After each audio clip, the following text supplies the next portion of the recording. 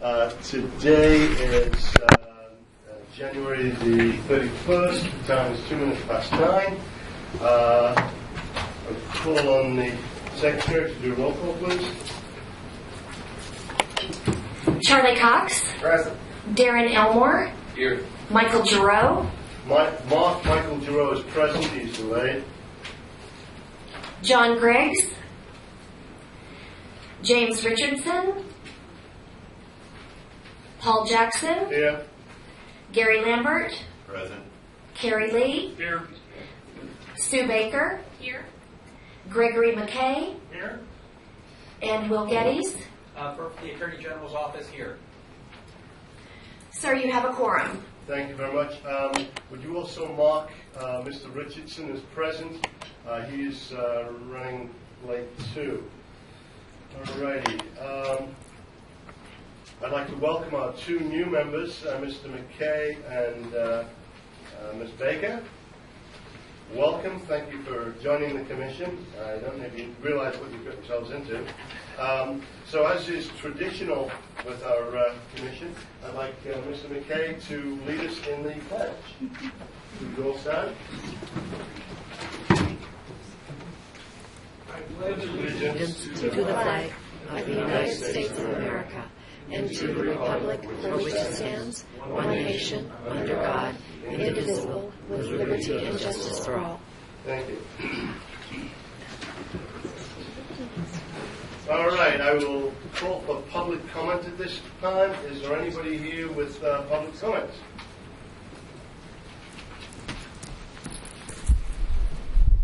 Seeing none. I'm sorry. All right. You get scolded already for not turning on my mic. All right. Do we have any public comments? Seeing none, we're going to move on to agenda item number 5. Number 5, meeting minutes. Secretary, do you have the minutes? I believe it's from the November meeting, the December 5th, and which was a committee meeting, and December 12th. Everybody's been supplied with those, correct? Yes, we All have. seen them? Yes, we have them. All right, let's deal with the November meeting. Does anybody have any changes, adds, anything? No? Seeing none. The December 5th meeting? December 12th. You are making my job very easy today, gentlemen and lady. All right, I will accept a motion. Motion to approve. Commissioner Lee. Thank you, Commissioner Lee.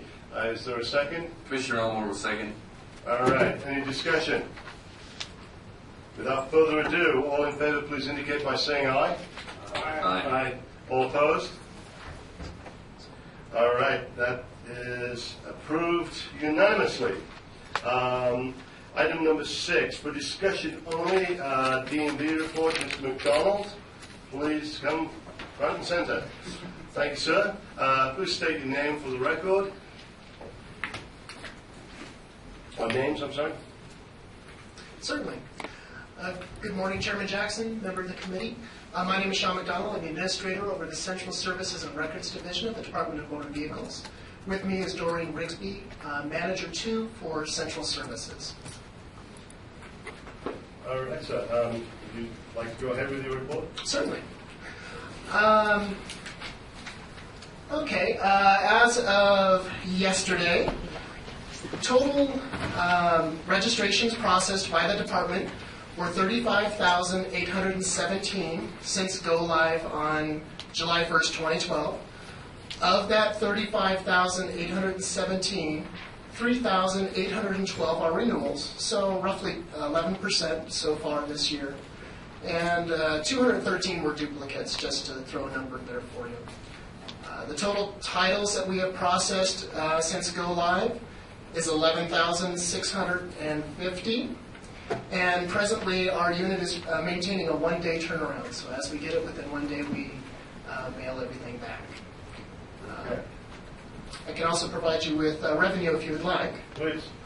Of course, we do our revenue projections bi-monthly. So the close of today, we would have the new ones, but I can give you as of January 15th. As of January 15th, 2014, this fiscal year to date, the department has collected on behalf of the commission $405,280.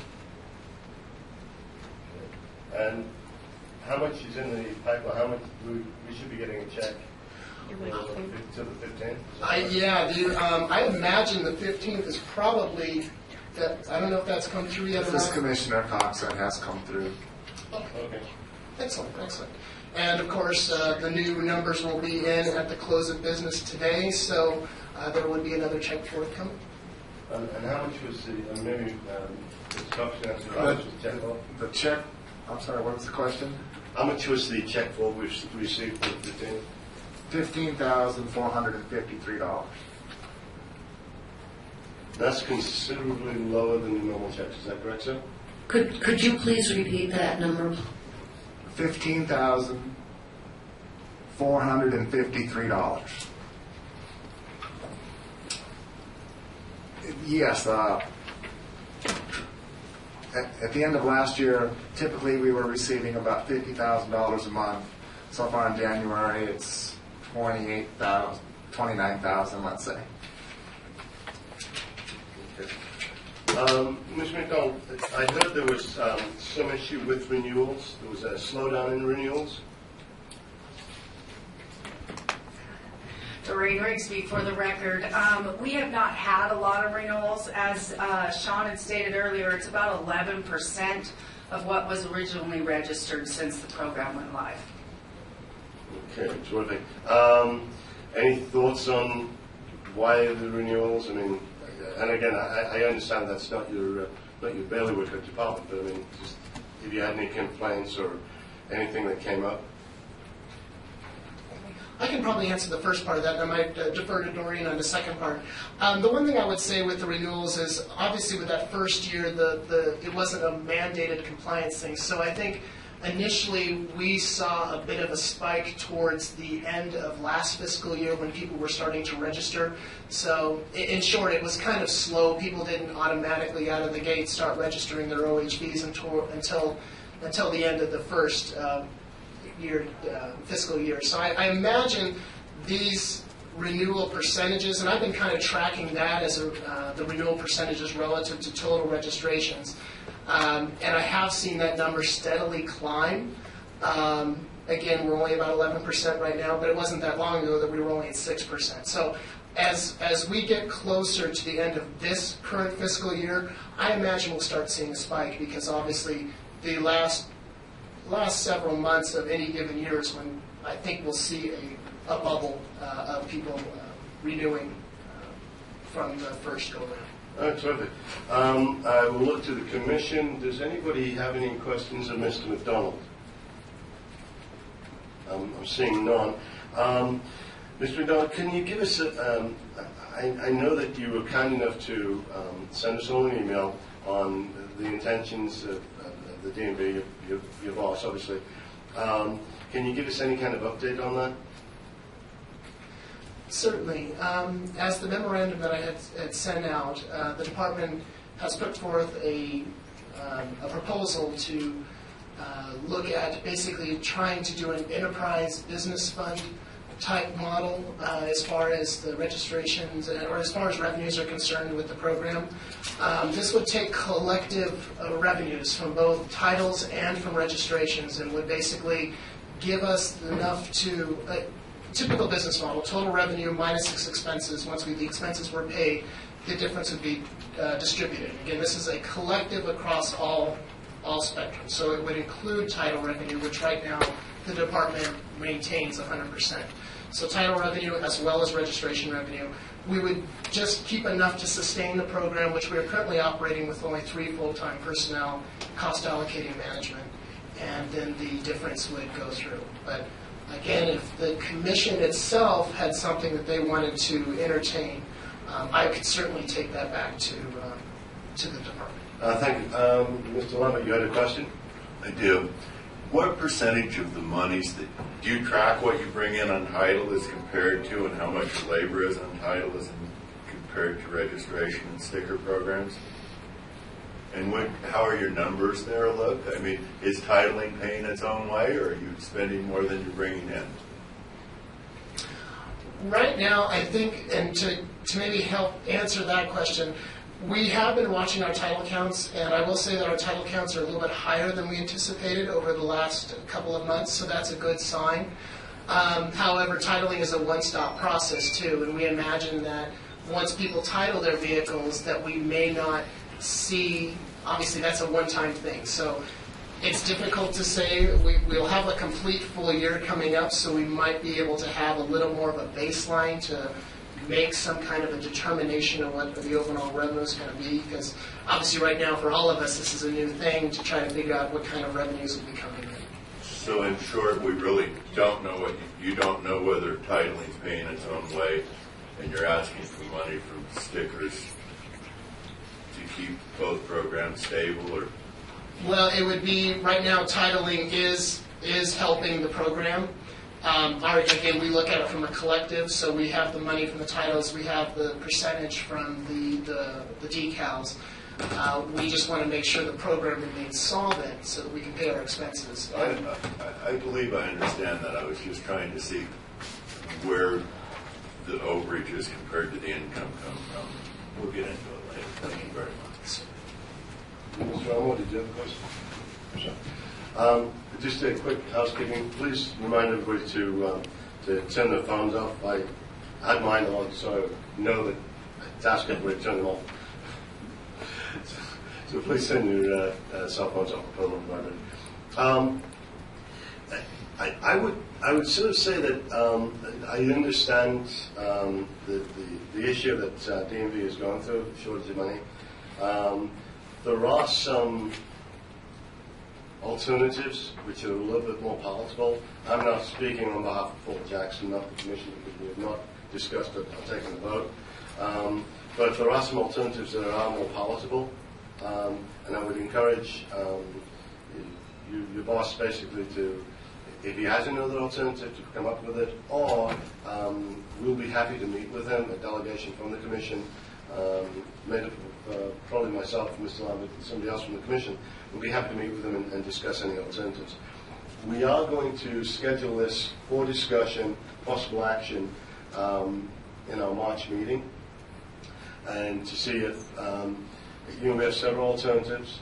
We can put forward our own bill, which may change things completely. We can come up with some alternatives that we can offer to DMV, or we can discuss and put something together with DMV that everybody can agree on, and then go as a united front to the Assembly or the Senate, which obviously is preferable to all of us.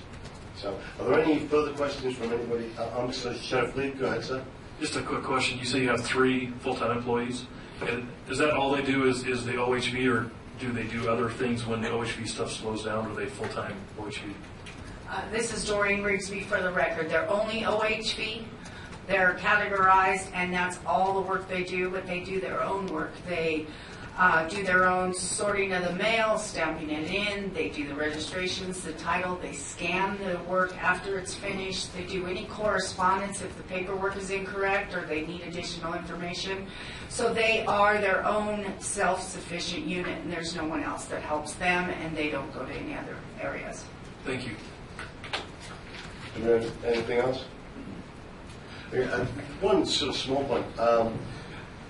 You actually get copies of all of the emails, but I have noticed there's been a slight increase in people who I can only describe as frustrated with the system. And again, I mean, I don't get any follow-ups on those, so I really don't know. But there have been some situations where people have been frustrated by the situation. So I would take note of that. We are seeing some of those things happen. And as we've discussed on the phone last week, I'll make sure that you get all copies of anything. But a lot of it's some people basically coming up to me and saying, my ATV is 45 miles away from Vegas, and I can't get the VIN checked out. things like that. So I mean, we are sort of dealing with those situations, so we'll try and deal with them one-on-one, obviously. Are there anything else? Paul, Oh, if, go ahead. Yes, ma'am. if I can speak just a minute. I did bring extra business cards because on the agenda it kind of worried me a little that you were saying there was some complaints. Right. The ones that we deal with are particularly with the titles or the registration. Anything that goes about the grant we forward on, and we've seen an increase on the grant concerns, but we didn't see anything on inspections and that. But I am going to bring I'm going to hand out my business cards to each of you. If you get those complaints, you're welcome to give them to the customer. As the manager, I know how they work, so I can go out, find out what's going on, and together we can find out what's going on with the inspections. I think it's a So terrific that, idea. because taking care of it after the fact doesn't help anybody get it resolved. And I think it's a certainly, terrific idea. Thank you. and if you don't mind, I too want to just echo Doreen's sentiments. If anything does get to the commission or any concerns, by all means, please let us know, because we would like to have an opportunity to fix those ahead of time. And if there's any hiccups in the process, we want to make it right. So by all means, let us know. Sheriff Lee? Yeah, I'd kind of like to echo the chairman's remarks. I've also had several complaints, DMV related, and I know VIN inspections are a major difficulty. Coming from the law enforcement side, that has been one of the most difficult things. If we can't get VIN inspections done, we can't get them registered. Some people don't have trainers to take them to dealers. Some law enforcement entities are too busy. So VIN inspections are a major problem. One of my employees sent their application in 3 separate times, all with different issues each time. We get one issue resolved, then go back and, so I know there's been a lot of back and forth. This was initially, and I think maybe things have probably streamlined a little better, but initially 3 go-arounds it took. I know some people are getting frustrated, so they're just throwing up their hands and saying, well, I guess if I get a ticket, I get a ticket. I don't want that to happen, because the program's not going to succeed if we don't have that working. So I'd love to have one of your cards. If we can make that happen, that'd be great, and maybe we can solve some. I know one of the things that maybe you can answer. A couple of people told me on older ATVs that they have had for years, DMV was not issuing them titles, and said you don't get a title until it transfers to the next owner. Do you know what that would mean?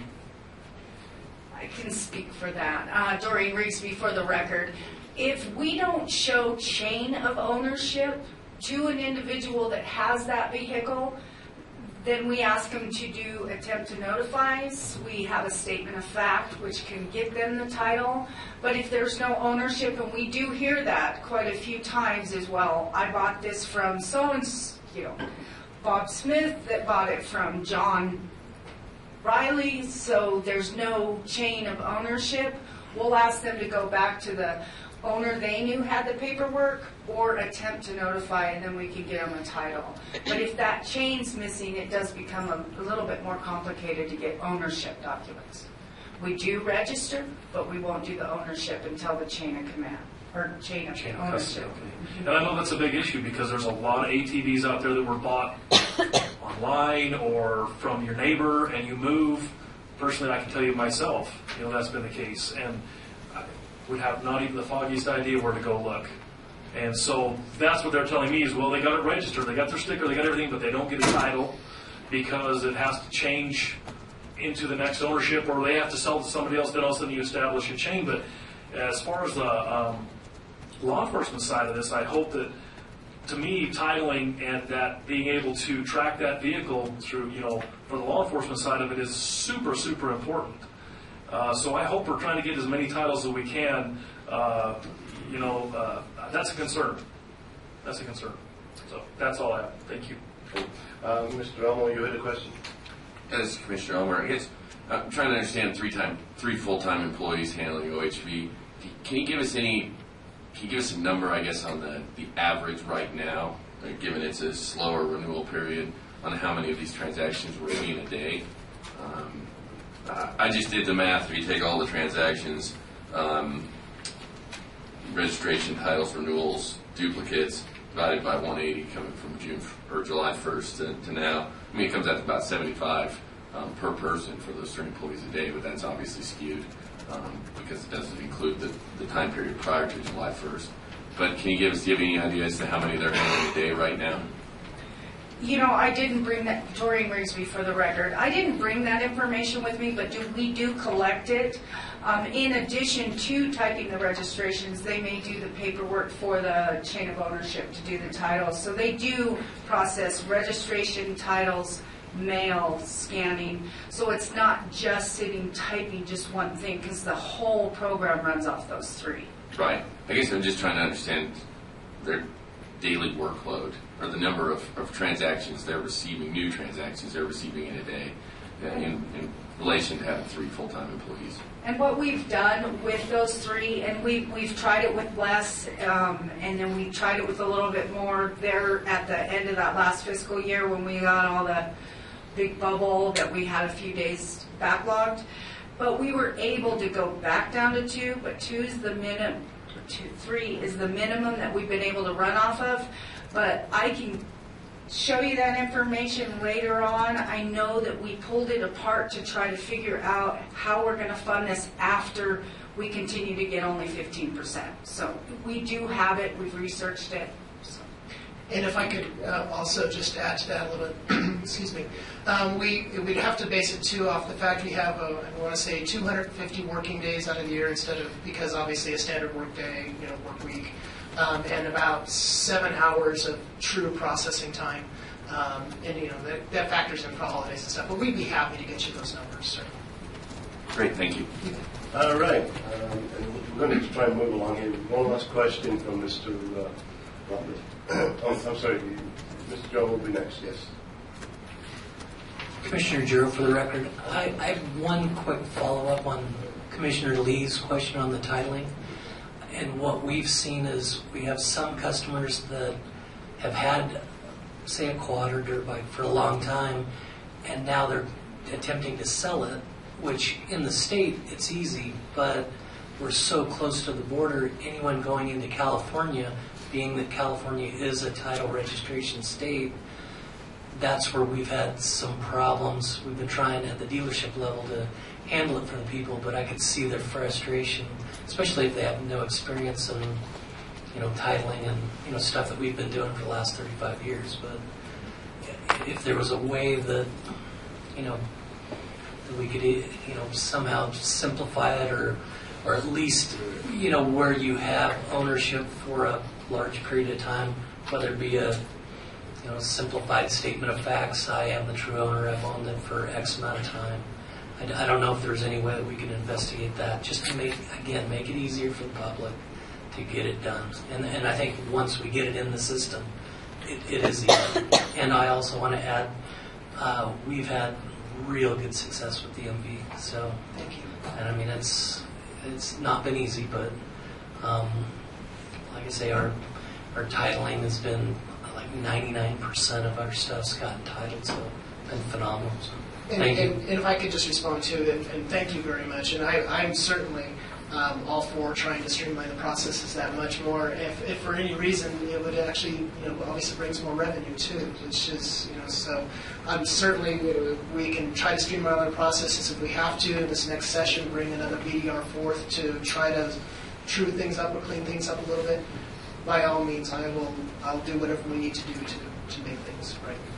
So, Mr. Lambert, last question. Commissioner Lambert, for the record, I know that I've made the suggestion before to put the statement of facts document up on your website because it causes way too many phone calls. It would alleviate a great deal of the backlog. Its principles are laid out in revised statute, and I would appreciate that being posted up because it would benefit your revenues and the Commission's revenues. It's just food for thought. Thank you. Okay. Did you have a question, Ms. McKay? No? Oh, I'm sorry.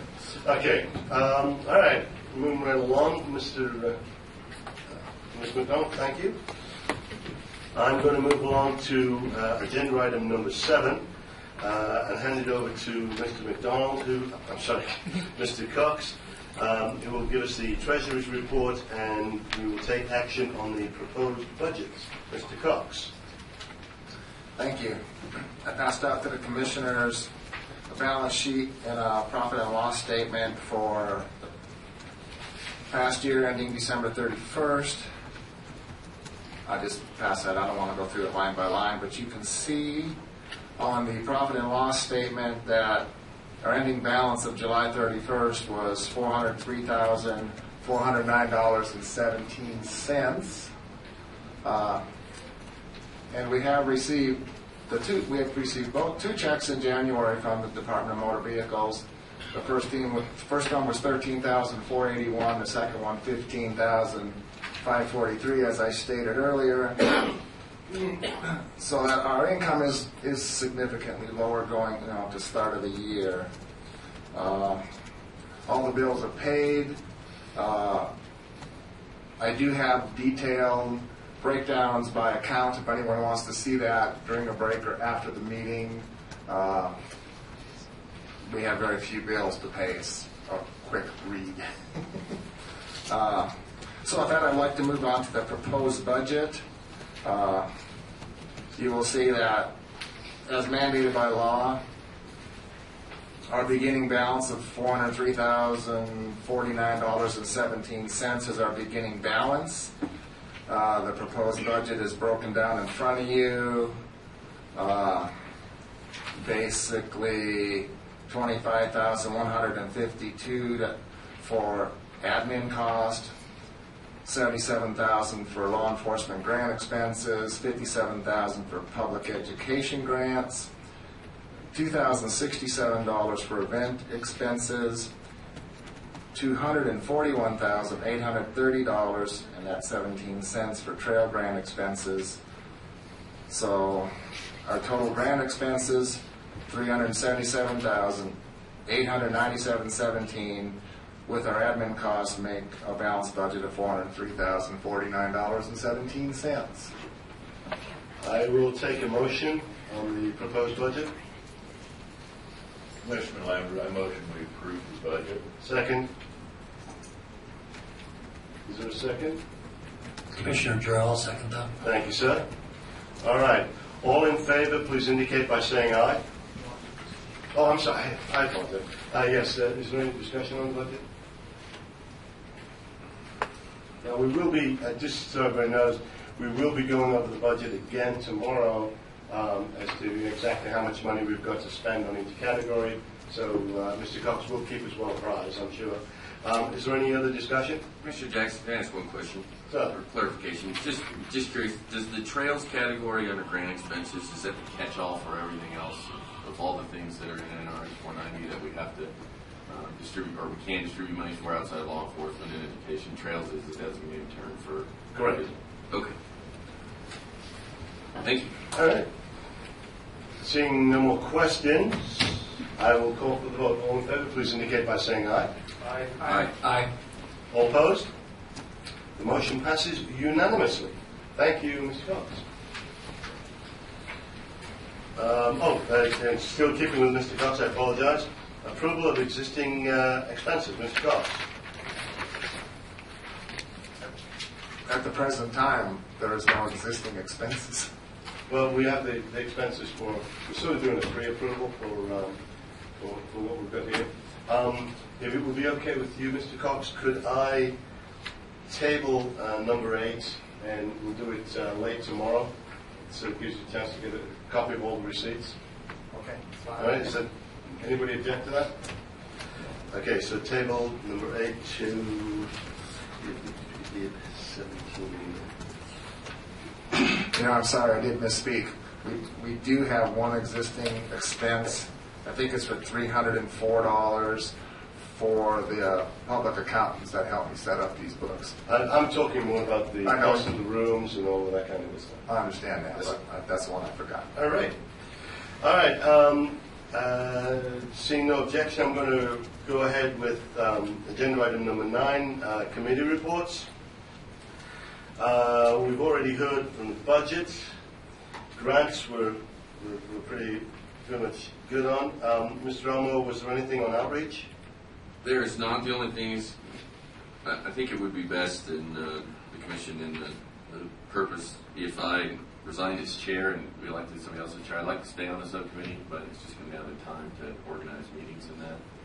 No problem. I'm going to move that to March's agenda. Please take note, Kathy. We're going to add an agenda item to repopulate the outreach committee. So that's great. I can stay as chair until the March meeting. We can handle it then. I'm sorry, Kathy's just catching. You Right, I'm almost there. Kathy's brand new to us and is still catching up on this, and it is kind of a learning curve. So, Thank you. working well. All right, so that's going to be in March's meeting. Law Enforcement Sheriff Lee, does your committee have anything? No. All right, Legislative, which is myself. The legislature is not open right now, and there's nothing going on legislatively for us to talk about. Mapping, Mr. Lambert.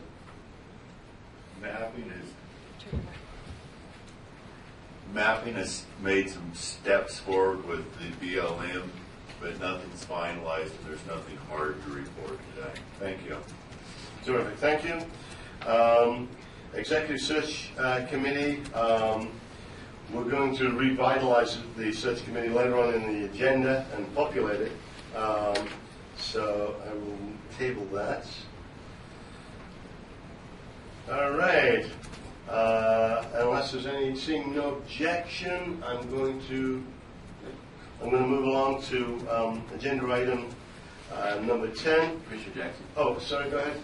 Can I just suggest maybe that for that March agenda item, given that we have 2 new members to the commission, maybe we revisit all of the subcommittees and give them an opportunity to get on, or maybe go through each of the subcommittees, find out who's on it, designate that, and give them an opportunity to. That's a capital idea, sir, and we'll do that. All right, without objection, I'm going to move on to agenda item number 10. Yes, ma'am? Just 1 second.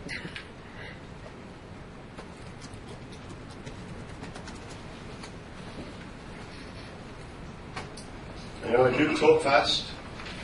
I'm from the part of England where we move quickly. So we share that characteristic with another part of the United States, which is also called York. So, all right, are we good? While we're waiting, you're just going to have to put up with me entertaining you. I'm sorry about that. I'm good. All right. Okay. And item number 10, we had made in our proposed regulations last meeting an item basically about interest disclosures or financial interest disclosures, and there was a couple of questions that come up on it. So I basically rewritten or clarified it as best as I feel possible. This obviously is not written in stone, it's up for discussion. I just wanted to give us something to start with. The basic premise is that if you have any kind of financial interest in any of the projects that are being done, you should not only disclose it, but you shouldn't vote for that project or some other, or whatever other activities that are around. If you have an interest in a project because, in my case, you're a member of a club, or in Sheriff Lee's case, you're an employee, and have no direct financial, then you should declare your interest. And it will be up to depending on your level of participation, whether or not you voted on that situation. So I've made that as clear as much to everybody? No? Yeah, okay, good. Well, I will open it for discussion. Does anybody have any points, interests? By the way, Mr. Richardson, welcome. I hope your meeting went well. Good. All right. Should anybody got any questions on this? Does everybody like my language on this? Does anybody object to it? Mr. McKay? How does the Attorney General's office think about this language in the Ethics Commission? Oh, wow. Now we could big can of worms. Mr. Geddes? wasn't listening. No, I was listening. Oh, turn it on.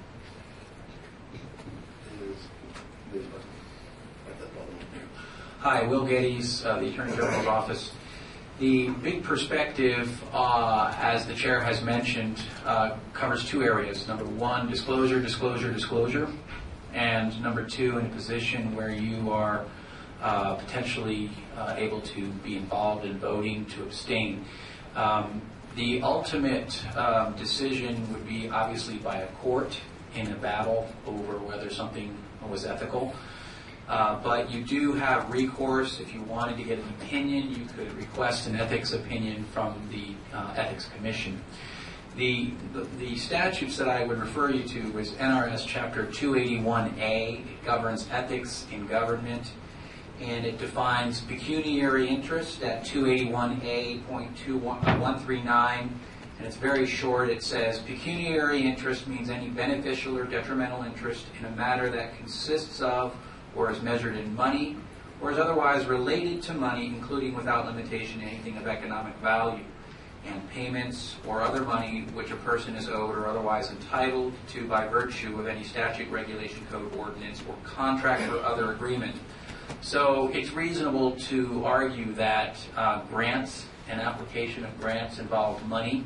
And as the chair has indicated, if you stand to, the key phrase here is if you have a significant pecuniary interest in a grant, such as if the grant is coming to you off duty to go around and erect signage, then an argument might be made that you are directly, you have a direct pecuniary interest, and so it's always a good idea not only to avoid a conflict, but ethics is concerned with avoiding the appearance of a conflict, the appearance of impropriety. So it's always wise to remove all doubt, to disclose, and to remove yourself from the voting process. But I would refer you to 281A.420 if you have further questions, and also 281A.430. And then with respect to getting opinions from the Ethics Commission, 281A.440. The last thing you want to do is get involved or embroiled in an ethics dispute or controversy. So as the chair has indicated, a safe way to go would be to disclose, and to abstain from voting where you have a direct pecuniary interest. And interpretations of specific fact pattern, good advice would be to go to the Ethics Commission. They will take your fact pattern into consideration, and they will issue an opinion, I believe, within 45 days. And so that would be, you asked what the Attorney General's thoughts would be. I would point out that everything I'm saying here is my own personal opinion as an attorney. I am not speaking on behalf of the Attorney General's office in that I'm not giving an Attorney General's opinion, or am I speaking for anyone at the Attorney General's office other than myself. Thank you. All right, do we have any other questions? Okay, go ahead, Ms. Cox. So this is Commissioner Cox, so then is this the point that you would like us to disclose? No, we're going to do the disclosures right before we do the voting. The way the language I've written right now, one of the things that's going on, especially for the new members, I'll sort of let you in on this. We have formed a committee, and there is a committee that is putting together our regulations. They will do the final language, so we're working with proposed regulations right now. And and obviously, any regulations that we do will have to be approved and vetted by LCB. So again, that's one of the reasons we're working with proposed regulations right now. The language that I've put into number 10 is language that I expect something similar to be in our regulations. But basically, it's up to the individual commissioner to control their own ethics and what they feel is appropriate. But basically, I put in there that if you have a financial interest, and again, as a commissioner, you're the one that has to decide, yes, I have a financial interest. And it comes back on you to do that. If you have a financial interest, you can't vote or advocate for a particular, thing. If you don't have a financial interest, then you certainly can advocate for them because, for example, if you're a member of a club or you're an organization and you really think they're doing great work, then as a commissioner you should be able to say that. So the only issue would be the financial. And again, I got this language. If we agree upon this language, it would rule us during the next 24 hours, and then would go to our committee to be rewritten or made proper, and then go to LCB before it goes into regulation and basically it's cast in stone at that point. I see a couple of puzzled looks. Has anybody got any questions of me? Yes, Mr. Richardson. Commissioner Richardson. Commissioner Richardson. You always have the opportunity to abstain from the vote or the approval of the application. Yes, absolutely. So, I mean, that's common sense. Right. Did I miss something? No, we're just defining the difference between financial interest and basically what this does. Financial creates a Chinese wall between financial interest and common interest. So, for example, there's a motorcycle project that's being done, and you say, I'm really excited about that. It's a great trail. I represent motorcyclists, and it comes to talking about this tomorrow. You could say excitedly, yes, I love this. It's a great idea. Oh, by the way, I am a member of the club. So you declared it, we know it, but you have absolutely no financial interest or any financial gain or profit in any way, then this allows you to advocate for and say, yeah, this is a great idea. And you can abstain from voting if you feel that that's appropriate. But again, it's up to your own individual conscience. Mr. Lambert, I know you've been waiting to speak to this issue. So it's my understanding that I'm going to just make it clear that I have an interest and I'm on the board of one of the grantee proposals. So I would be able to grade the grant. I would not be able to vote the grant. I'd be able to advocate for the grant, but no further action. Is that true? If you have no financial interest, You can vote. It's completely up to you whether or not you vote. Okay, but I may have an interest and may not want to vote, but I can still give the presentation to the Absolutely, commission. yes. That's all. I think that's not right. I don't know how I. But again, I can't give legal opinions. I just want to comment on that. I would just say that there might potentially be a problem, and I will cite you the statute. The 281A 430 says that you can't take, I'll just read it to you, except as otherwise provided in this section 281A 530 and 332 800, a public officer or employee shall not bid or enter into a contract between a governmental agency and any business entity in which the public officer or employee has any significant pecuniary interest. But then subsection 2 is interesting. It says, a member of any board, commission, or similar body who is engaged in the profession, occupation, or business regulated by such board, commission, or body may, in the ordinary course of his or her business, bid or enter into a contract with any governmental agency except the board, commission, or body on which he or she is a member. That would be you here. If the member has not taken part in the developing the contract plans or specification, and the member will not personally be involved in opening, considering, or accepting offers. So when you stated earlier that it'd be okay for you to vote or to grade them, I would caution against that idea simply because grading can lead to an award, and that specifies involvement. But ultimately, again, these are going to be decisions you'll have to make, and if this becomes an issue more pronounced in the future, you can always get an exact opinion from the Ethics Commission. But the safest way to go would be not to take any involvement in grading it, and being involved in those procedures if you believe you have a direct pecuniary interest. So I can go through the calisthenics. Sorry, a significant pecuniary interest. I understand. I wasn't necessarily planning. Name for the record, Commissioner Lambert. I believe that I was just considering grading it as a document, not handing the grading into the commission, so that would be fine. Well, I mean, it's a private document. It's not a graded document if I don't turn it into the commission.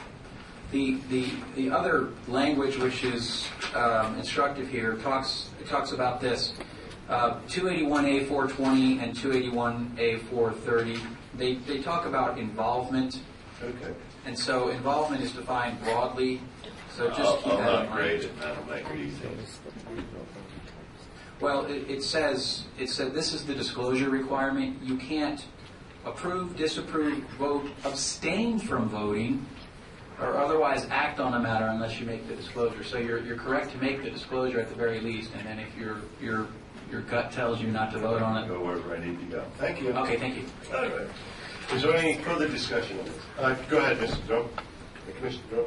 Commissioner Giroux, for the record, I guess I'm just, with the way you read that, being that I'm the dealer appointee for the commission, virtually everything could financially impact me if it's, if it has anything to do with off-road and vehicles, being that I have two stores, in this, and I just think it's kind of unfair. It almost makes me recluse myself from every vote. The key is direct pecuniary interest, and I think that what you're describing here would be an excellent question to give to the Ethics Commission, because the Ethics Commission will be able to look at your specific facts and be very clear about it. So that would be my recommendation, because this issue isn't going to go away for you. It sounds like this is going to be looming for quite some time. So 45 days is not that long to wait to get a response from them, and that would, you want to be on safe ground. That's the big thing. Okay, and I don't believe the governor would have appointed me just to sit here and not be able to, put any of my votes toward anything. So. If we're talking about the awarding of grants and money, that's specifically, if you're talking in the general sense, just simply voting from day to day, I would tend to think that that's not what's at issue here. All right, it just seems like the grants are probably the most important part of what we're going to be doing. Could I, Paul Jackson, Mr. Geddes, to my situation, if there are 10 dealers and the people buying the ATV, we approve an ATV for a police department, and they go out and they get the best price, if they don't have a quote from Mr. Giroux until after we've already given them the bid, and there's no indication from us in any way, shape, or form as to which dealer they have to buy from, then wouldn't it be ethical for him to vote? I think your question deals with situations where people are subjecting themselves to the open bidding process, and there is a part of the statute that talks about that. So it wouldn't be unreasonable to guess, and this is just a guess, that the Ethics Commission might come back and say something along the lines of, if this is more indirect, this isn't a bid to give you, your store, money, but it's a bid or a grant that would give some third-party money, and they might, through the open bidding process, come to your store.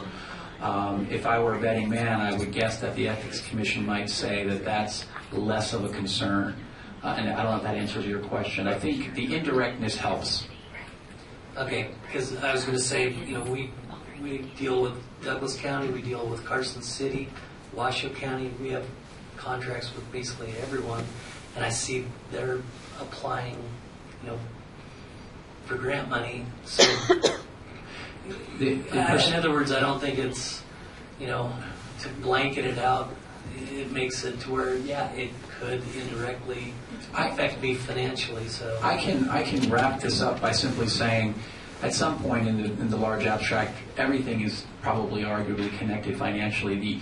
The perspective that's helpful to have in this is it's the public's interest in wanting to be assured that there is transparency and fairness in government interactions with the community. And so,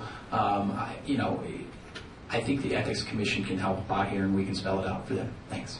I would, this is Paul Jackson, Chair. If there were any commissioners who have specific concerns about their particular situation, I would strongly suggest that when we take a break, have a quick word with Mr. Geddes. If we have to phrase motions or adjust the way grant money is issued to avoid these situations, i.e., we say to somebody, yes, we'll give you X amount of money for an ATV, but you've got to put it out to bid, and the lowest bidder wins. If we can do some of those things to extricate ourselves from this tangled web, so we can kind of do that. But again, if you have any personal concerns, I would take them to Mr. Geddes and then go through them. He can advise you personally, though he's not your personal attorney. He is the Commission's attorney, and will be working for the best interests of the Commission in this circumstance, which will coincide with yours. Am I right? Yeah? We'll see. All right, I stumped an attorney. All right. So, all right, so let's kind of extricate ourselves from this. Are we at this point agreed to live with the language in number 10?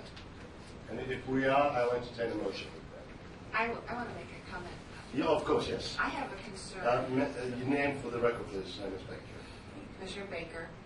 I have a concern with us taking a formal action on an interpretation of the ethics. So I think if it was just a general discussion to help advise people here, I'm fine with that. But if we're going to go further and actually interpret part of it and take a vote on our interpretation of it, I have a concern with that. I think we should just leave it as a general discussion that everybody is the responsibility of themselves to understand the code that they agree to and that they're going to get their counsel and advice and make their own mind up. And I don't think we should, I'm not comfortable interpreting it and taking a formal action that this is our interpretation and voting on it. Terrific point.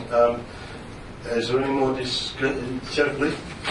Commissioner Lee, go ahead, please. Yeah, Commissioner Lee, I just say that I agree with Commissioner Baker. I think that's more the way we should go, and we're going to follow Nevada revised statute.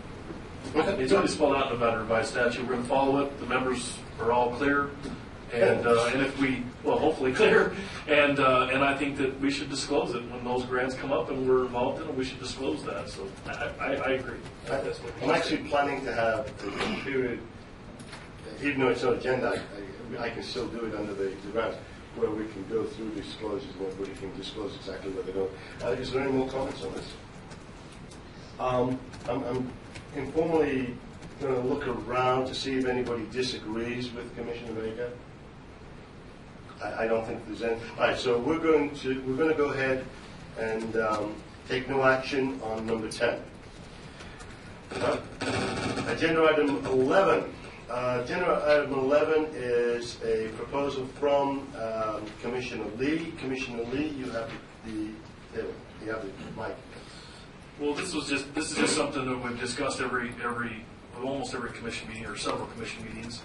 I don't know that it'll be as big an issue this time around, since we don't have a lot of grant monies. We've already said that there could be a percentage of the grant monies for administration.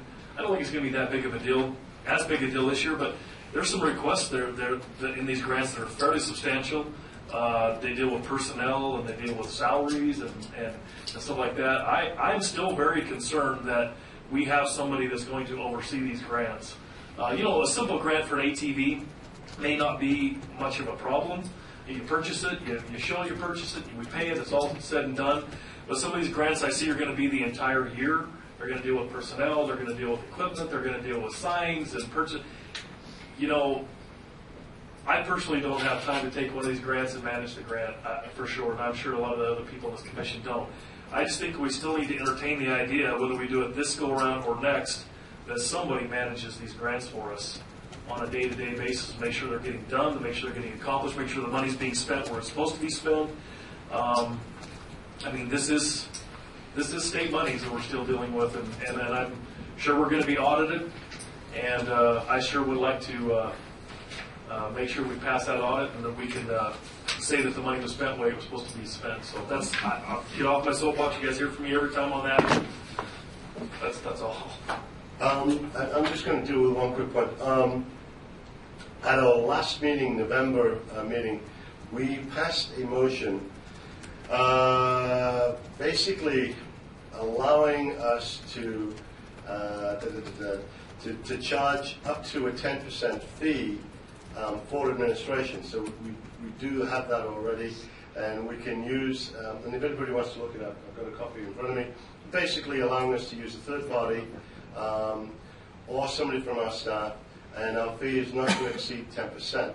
The nice thing about this, because this is a double thing, and I just want to sort of make a comment on this, we're basically saying all the fees cannot exceed 10%. So on law enforcement, we are already going to be paying the 10% for that. But in the case of somebody like BLM or another organization comes along, for example, BLM has to fork over 22% of the grant to Washington for supervisory fees. We're not allowing that. We only allow them to do 10, and they've got to find the 12% somewhere else. So that's already done. But going back to the agenda item, of course, and I can't find my agenda. The item was basically about setting monies aside. Yes, it was setting monies aside for law enforcement. I would have a point to that in that if we choose to set monies aside, we can either do it from this budgeted grant amount, or if we feel it appropriate, and this is one of the things I'd like to come to discussion, we could take monies from the 2016 budget. It's basically, we get funded in 2014, but we don't use the money until 2015. We could take, just for the sake of argument, $20,000, set that aside, and then if during the year 2014, if an agency comes to us and says, hey, we've got a big motorcycle festival, or B, we're having a real problem at Moon Rocks, and we want to put some officers out there, then we would have a pool of money, which would again be supervised by the justice. Is that correct? Yeah. You know, again, I have to apologize. I actually read that wrong. You're right. I was talking about something a little bit different. Right. But yes, and another thing that I was thinking of too is trying to get some of these VIN inspections done. If it was, I just think it's important. If we're not getting these, back to where we talked about DMV, if we're not getting these VIN inspections done, we're not getting these vehicles registered, and the money's not coming in. So my apologies. I was talking about something a little different. You are correct, Chairman. That was my proposal, is to set a small amount aside for some type of special event or request that came in during the middle of the year for a special event that they might not have known about a year in advance, where they needed to do actually OHV enforcement, whether it's VIN inspection or actually OHV enforcement. I think it would be nice to be able to have that law enforcement could take that, because it's going to help us in the end. Because if they're enforcing the, say Sand Mountain or wherever, and they have a weekend and they want to say, hey, we need to do $2,500 for put an officer out there to do enforcement, sticker enforcement, to make sure that those guys are doing that enforcement. That's what I was kind of thinking, something like that. And quick, I know a couple of, but thank you for your patience. Do you have an issue with taking that, instead of taking the $20,000 of the amount from the $75,000 that we're going to grant tomorrow, do you have an issue with moving it from next year's budget? No. Okay. No, it's just something to think about, whether we do it now or whether we do it at the coming grant. Just something to think about. Okay, Commissioner Richardson, I saw you first, and then followed by Commissioner Lambert. I have Commissioner Richardson. One of the things I would ask is that normally when you have an outside organization using a piece of something else that they're not responsible for, they allocate a budget for police work. They allocate a budget for other parties that are involved in the process, in the event, to pay for outside services, whether it be for police services, for Porta-Johns, or whatever. So I would say that, yes, I agree, we set something aside for this purpose specifically, but the vendor or the event organizer would be responsible for that cost to bring in those policemen, or whatever the requirement is, whatever the resource is, and make them responsible for that, as opposed to our small budget. Moon Rocks, if there's an event going on at Moon Rocks, then the event organizer would be responsible for the additional police requirement or whatever the additional requirement is. I think that I think we're more away from events and more to getting bin checks done, because that's a big issue for us, and also some enforcement. And I think events are good. And Jeff Lynn, thank you for your patience, Mr. Lambert. But I'll let Mr. Commissioner Lee just answer that really quickly. Yeah, just to answer your question, and I think you're absolutely right, because I know that happens. If there's a special event that goes on, usually that organizer will fund that. But I kind of look at it a little bit different, not as far as actually, the safety and the law enforcement of the people. I'm talking specifically to OHV or OHV sticker enforcement specifically, not just the safety of those people that are there, but in the same sense, yes, too, I'm also speaking specifically also for bin inspections. We got to get those bin inspections done. So it's kind of a two-way deal. Absolutely understand where you're coming from. You're absolutely right. But I'm specifically talking toward OHV sticker registration. So, Mr. Lambert, thank you for your patience. You have the floor. Commissioner Lambert, for the record, I strongly support taking care of the bin inspections and getting the police out doing patrol items. Not so much education as actually patrol items. And I'm prepared to make a motion to block $20,000 of the 14 budget for such activity, if that's something that we're kind of like bowling up and down the aisle here. I don't see anybody jumping up. Okay, I have a motion regarding the 2014 budget law enforcement funds to go ahead and pull $20,000 of the 14 funds to available in the near future for summer enforcement activities for law enforcement as a pool, first come, first serve, as approved by the Law Enforcement Commission. I made the first motion on the amendment. Are you making? Okay. Would you accept a friendly amendment to that, saying that each one of these grants will be approved by the Commission first, and that there will be a limit of, say, $2,000 per? Let's go 2,500 and I accept it. All right, I'm going to restate the motion for the record.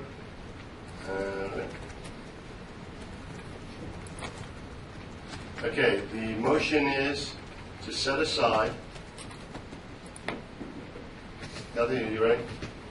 Okay, the motion is to set aside $20,000 from the 2015 law enforcement budget.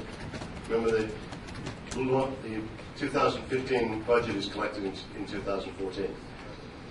To set aside the $20,000 for additional grants to law enforcement.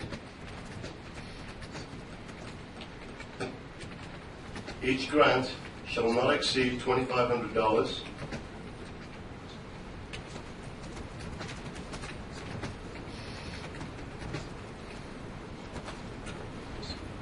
and must be first approved by the full Commission. Do I have a second on this motion? A second. It's your motion. Do you have a second? I would say. Okay, seconded by Commissioner Baker. Yes, Kathy. For the record, was the last sentence, and that must be approved by the full Commission? That is correct. All right. So we have a motion set forth, which is Mr. Lambert's motion, which was restated by myself, and it's been seconded by Commissioner Baker. Do I have any further discussion? Mr. Elmore. Commissioner Elmore, for the record, I guess I have two questions in clarification. One, is this additional money in addition to the already, or planned, I should say, allotment for law enforcement, or does it come out of that law enforcement law?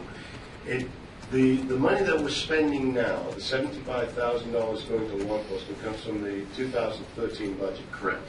The $20,000 will come from the law enforcement budget for 2014. So it would, collecting 2,000. if all things were the same next fiscal year, we would have $55,000 to spend on other law enforcement. So it comes out of the Right. If the law enforcement budget collected in 2014 is $200,000, they would then have $180,000.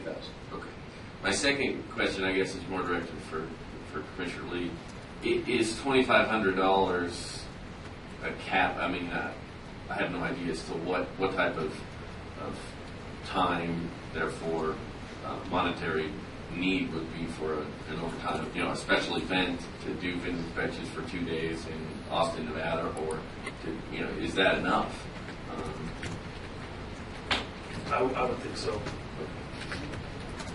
And hopefully that it would be less, that we could spread it out, so it went out to more than just theoretically 4 events, but 8 events. But hopefully it could go out to more than that. But I think it would be. As Commissioner Richardson said, it's not going to be just hire an officer to go out and patrol because of a special event. No, this needs to be targeted to OHV regulation enforcement. So I think that would be enough.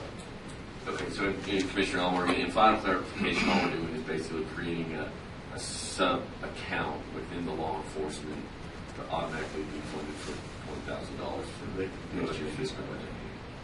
That they could come to us in mid-cycle and say, hey, I'm trying to do X, Y, Z, and so it wouldn't have to be a once-a-year type deal.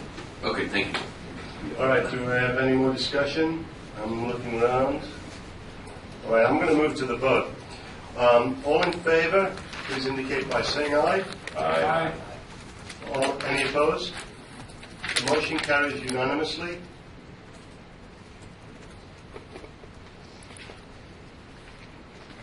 All right. Thank you, Commissioner Lee. All right. Okay. Number 12. This basically is procedure for grant requests that may have missed one or any of the deadlines of failing to meet some of the requirements. Basically, where we're at is this. We're brand new at this, and there was a lot of administration and a lot of moving parts, including our executive secretary found another job, but was kind enough to continue with us to help us out while we did the transition to the new temporary executive secretary. So there's a lot of things happen.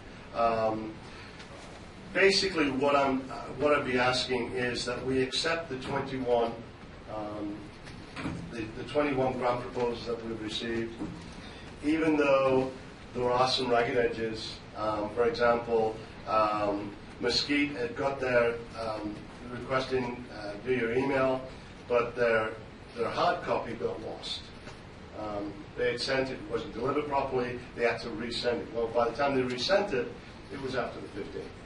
And there were several sort of little, malfunctions that happened like that. And apparently, after talking to other people who do grants, that's not unusual.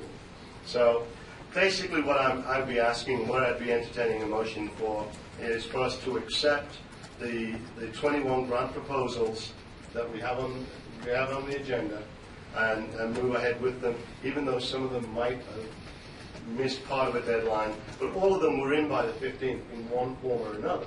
It's just that they maybe didn't get their electronic copy to us until a few days later, or had to add an odd letter, or that type of thing. And I will open it up for discussion.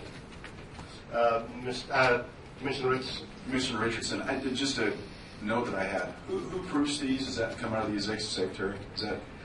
Well, we were in the middle of switching executive secretaries at the time. Kathy was brand new and jumped into this. I basically called her and begged her, and she jumped in and tried to do it. We pitched in. I pitched in to get some of these things approved and documented. Commissioner Lambert pitched in. And basically, and again, we've got to be very careful, because if I say to all commissioners, hey, come and help us get this done, all of a sudden we've got a quorum and we're in, deep doo-doo. So again, we had to. Do we want input from the person that's actually going to be doing the work? Sure, I mean, absolutely. Kathy, do you have any comments? Kathy Gross, for the record. I do have experience with grants and with the presenting of them, and as Paul Jackson stated, there are rules that are hard and fast, and I think the rule that was hard and fast here is that the grant proposals needed to be in front of the commission by 5 p.m. on January the 15th in some form that we requested. And every one of the grant proposals that are before the commission were in at that time. And with my experience in grants in the past, that would be a typical, adequate situation for them to be considered. Commissioner Richardson, so we're not setting precedent by allowing the ones that have mistakes to come. No. Then I'm good. No. All right, I'm looking for a motion. Mr. Lemons. Commissioner Lambert, for the record, I motion we move forward with the 21 grants that are presented in the package. I'm very comfortable that we had basic information to work with, and that any defects might have been handled through clarification work in the week after, which we did, and have made notifications and phone calls. Motion is to proceed with the 21 grants on the table. Do I have a second? Commissioner McKay seconds. Thank you, sir. All right, any further discussion? Mr. Elmo, Commissioner Elmo. Commissioner Elmore, for the record, I guess I absolutely feel, given the fluidness of this process, it being our first time, I think it would be prudent for this commission to accept the 21 grants as is.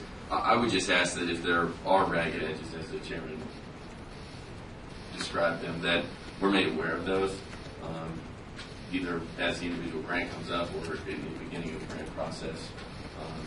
I can do that for you right away, Mr. Elmo. Douglas County, there was an issue with the electronic copy. With Mesquite, there was an issue with the hard copies. There was a slight issue. There was one issue with one of the proposals from NDOW. And I believe there was some missing paperwork from Kathy. You may help me out. Was there anything else? Was there another one? I think that was about it, wasn't it? I believe that is correct. There were some issues where we thought we didn't have paperwork on one or two of them, but we were able to find it. One person had it, but the other person didn't, or didn't know it was there.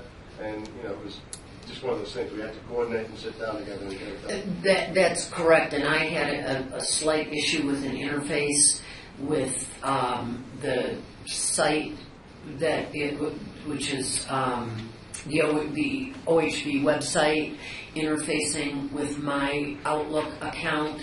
So everything that was supposed to come in was actually there, but there were a couple of things that I didn't see for a period of time afterwards, but it was all there. Okay, thank you.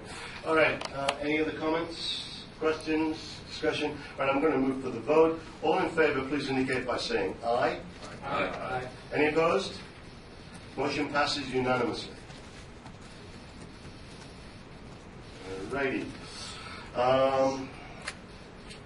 All right, agenda item 13, temporary executive secretary. As we've discussed during the meeting, our executive secretary left on January the 8th. Kathy was kind enough to step up. Kathy had already interviewed for the position and was basically third in line from those old interviews. So I felt comfortable in being able to bring her on. We did have a special meeting to approve her coming on January the 8th. The special meeting was not well attended. We did not have a quorum. So in the interests of expediency, we just went ahead and brought her on with the hope that we can do a retroactive contract. What I would look for a proposal for is for us to have a retroactive contract going back to January and issue her a 30-day contract with the option of adding another 30-day contract until such time as we've completed our search for an executive secretary. Mr. Lambert, yeah, question? So would the 130-day contract get us through tomorrow, or would it be 2 contracts to get through tomorrow? The first contract would get us through the 8th of February, which would include the special phone meeting, which is on the 6th, and then we would issue another special contract, unless something went completely haywire, issue another 30-day contract from the 8th of February until the 10th of March. And then we could go from there until we get our executive secretary. I'm expecting that we would have an executive secretary hired, and it could well be Kathy, at our March meeting, and that would be a permanent situation. I'd also like to do this on a salary basis. We have budgeted $1,000 per month, and I'd like us to adhere to that and have a $1,000 a month salary based on the 30-day contract. She will, of course, be an independent contractor, because we have no reason to bring somebody on as an employee until our meeting in March. Do we have any comments? Yes, Mr. Rummel. Christopher Elmer, for the record, I guess I don't have the date for the March meeting in front of me, but the 20th. So if the second contract would get us through the 10th, right? There would be a Then gap. we'd have a partial contract, Okay. and we'd word the contract that way. I don't think that's going to be an issue, because it may be that Kathy is our permanent executive, but we have to go through the search procedure and we have to interview people. Okay. All right. So can I? Can I have a motion? This is Commissioner Cox. Can we even post the job opening and conduct interviews less than 90 days? 90 days should be right around the number. But if that doesn't happen, because we've said we'll do temporary contract, we can continue the temporary contract to whenever we're available to do it. All right, can I get a motion? Is there? You want to do that motion? I can. Why don't you make a motion? I'll restate it.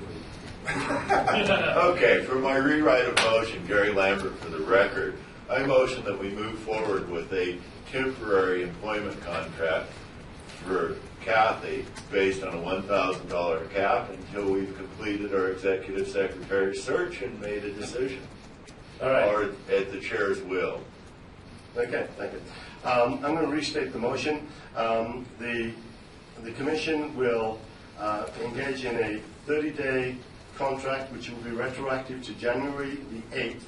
Such contract will be paid at $1,000 per month salary. The contract will be based on a at-will basis and will be a independent contractor contract. The contract may be renewed.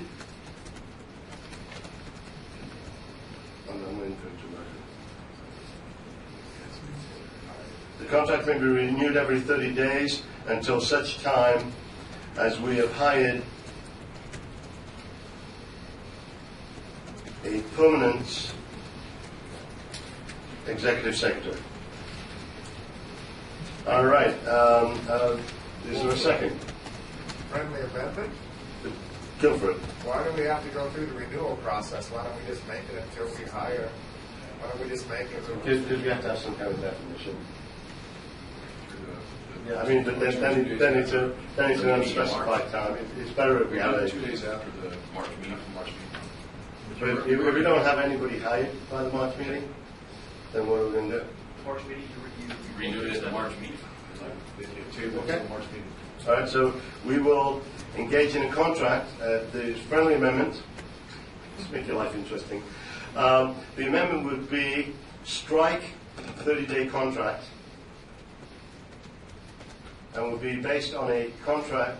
The contract would run through March 20th, 2014, and will be paid at $1,000 per month or any, what do you call it when you break it down?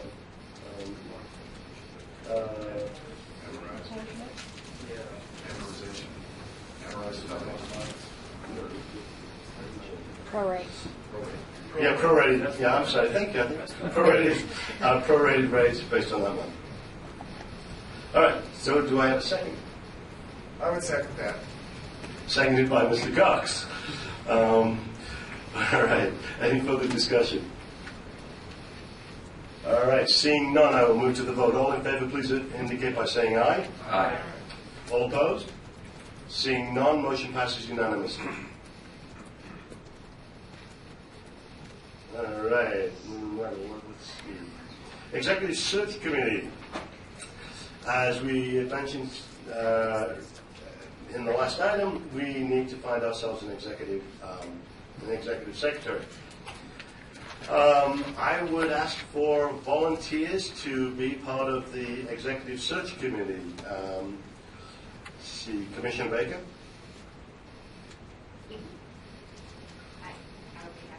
All right. Are there any other volunteers? Commissioner McKay? Clearly was in the military and you volunteered for us to go get auditors. Any other volunteers? All right, I'm going to put myself on that committee. As is our tradition, I will not be the chair since I'm the commission chair. So I will appoint Commissioner Baker as chair.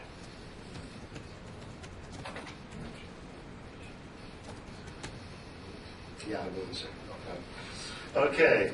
Are there any other volunteers? All right. So I will look for a motion, Commissioner Baker, to form and populate the Executive Search Committee with yourself as chair, Mr. McKay, and myself. Mr. Baker? Make the motion? Yeah. Okay, yes. I would make the motion that Mr. Baker be the chair of the Executive Secretary Search Committee with 3 members, McKay and Jackson. All right. Do I have a second? Commissioner McKay will second it. All right. Any further discussion? Seeing none, I'll move to the vote. All in favor, please indicate by saying aye. Aye. All opposed? Seeing none, it is approved unanimously. So that will be Baker, McKay, and me.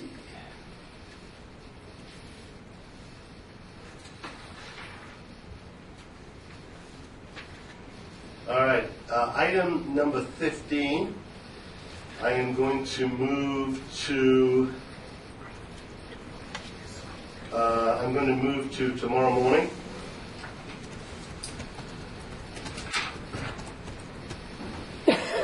Right after public comments. All right. Okay, item number 16. Is there any public comment? Please note, public comment is limited to 2 minutes. Do we have anybody for public comment?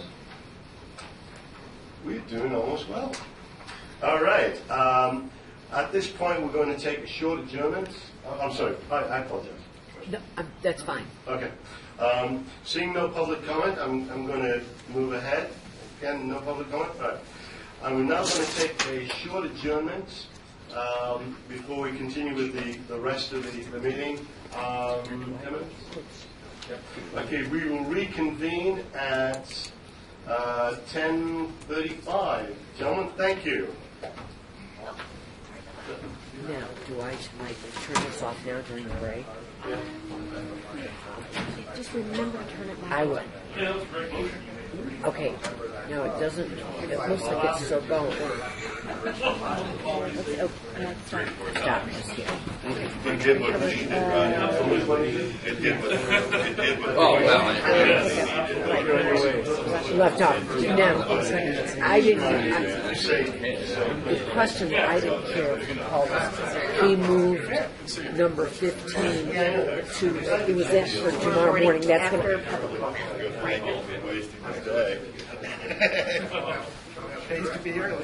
I hope that. Hi, Dan.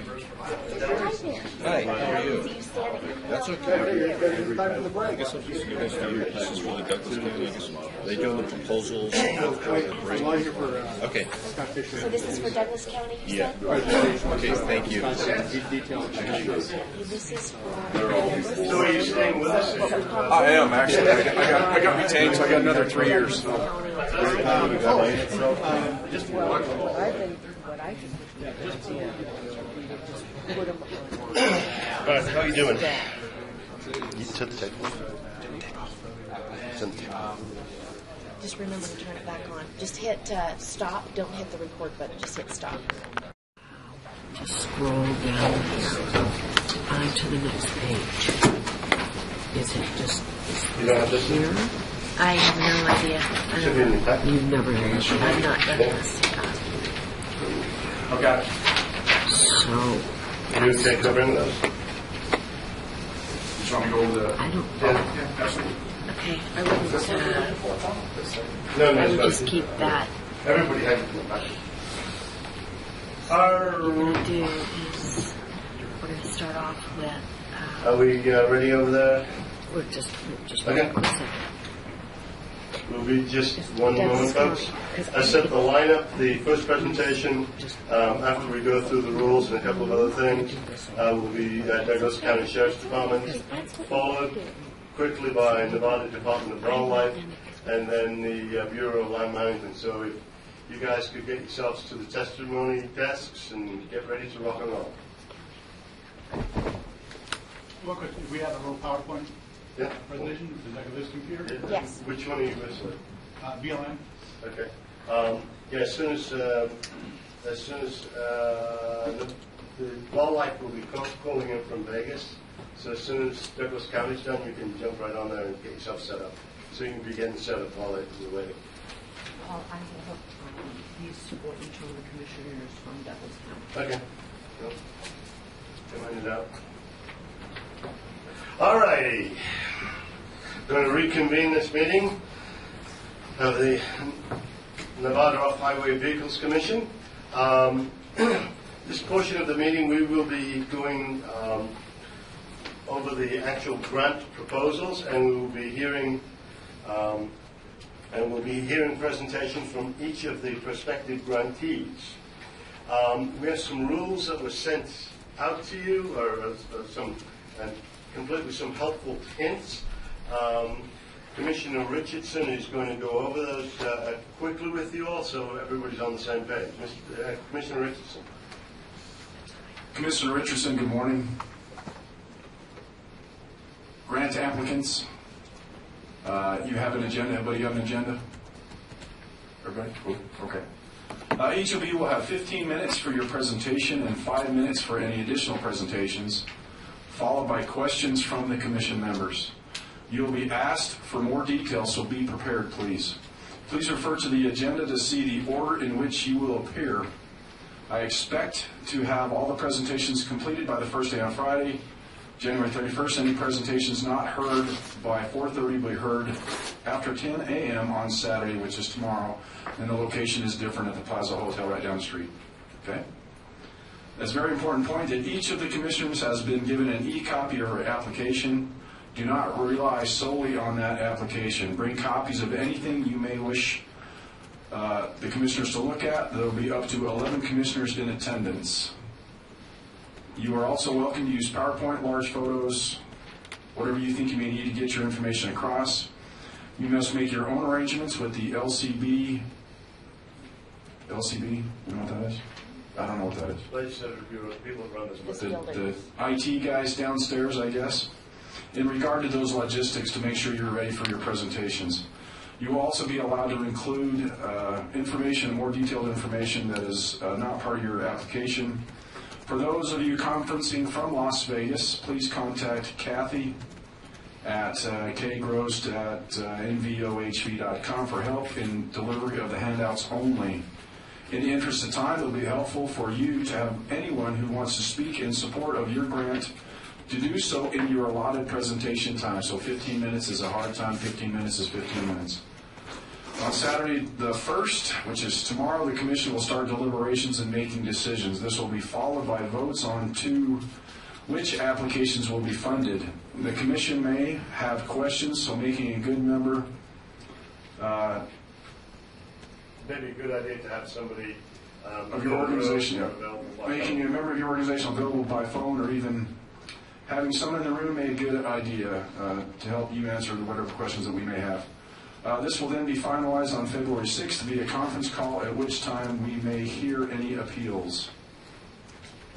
This meeting will be open to the public. The Commission has decided to keep the number of grants to around 12. The Commission is under no obligation to give out all the funds available at this time and may offer another grant opportunity later this year. If for any reason you feel that any part of the process has been unfair to your application, please bring it to the chair, who will then bring it to the Commission at the proper time. There are several opportunities for appeal of decisions made in reference to your grant application. If you have any questions, feel free to email Mr. Jackson at his email address. Any questions? Comments? Mr. Chair? Thank you. All right, we're going to jump right in, and our first applicant, and it's always tough to be first. No, it's not. It is. We'll be nice. We're really nice. Our first applicant is going to be Douglas County. Name and rank and everything else for the record. You need me to turn the mic on, or that would be useful. My name is David Amamy. Last name is Aymami. I'm the administrative captain for the Douglas County Sheriff's Office.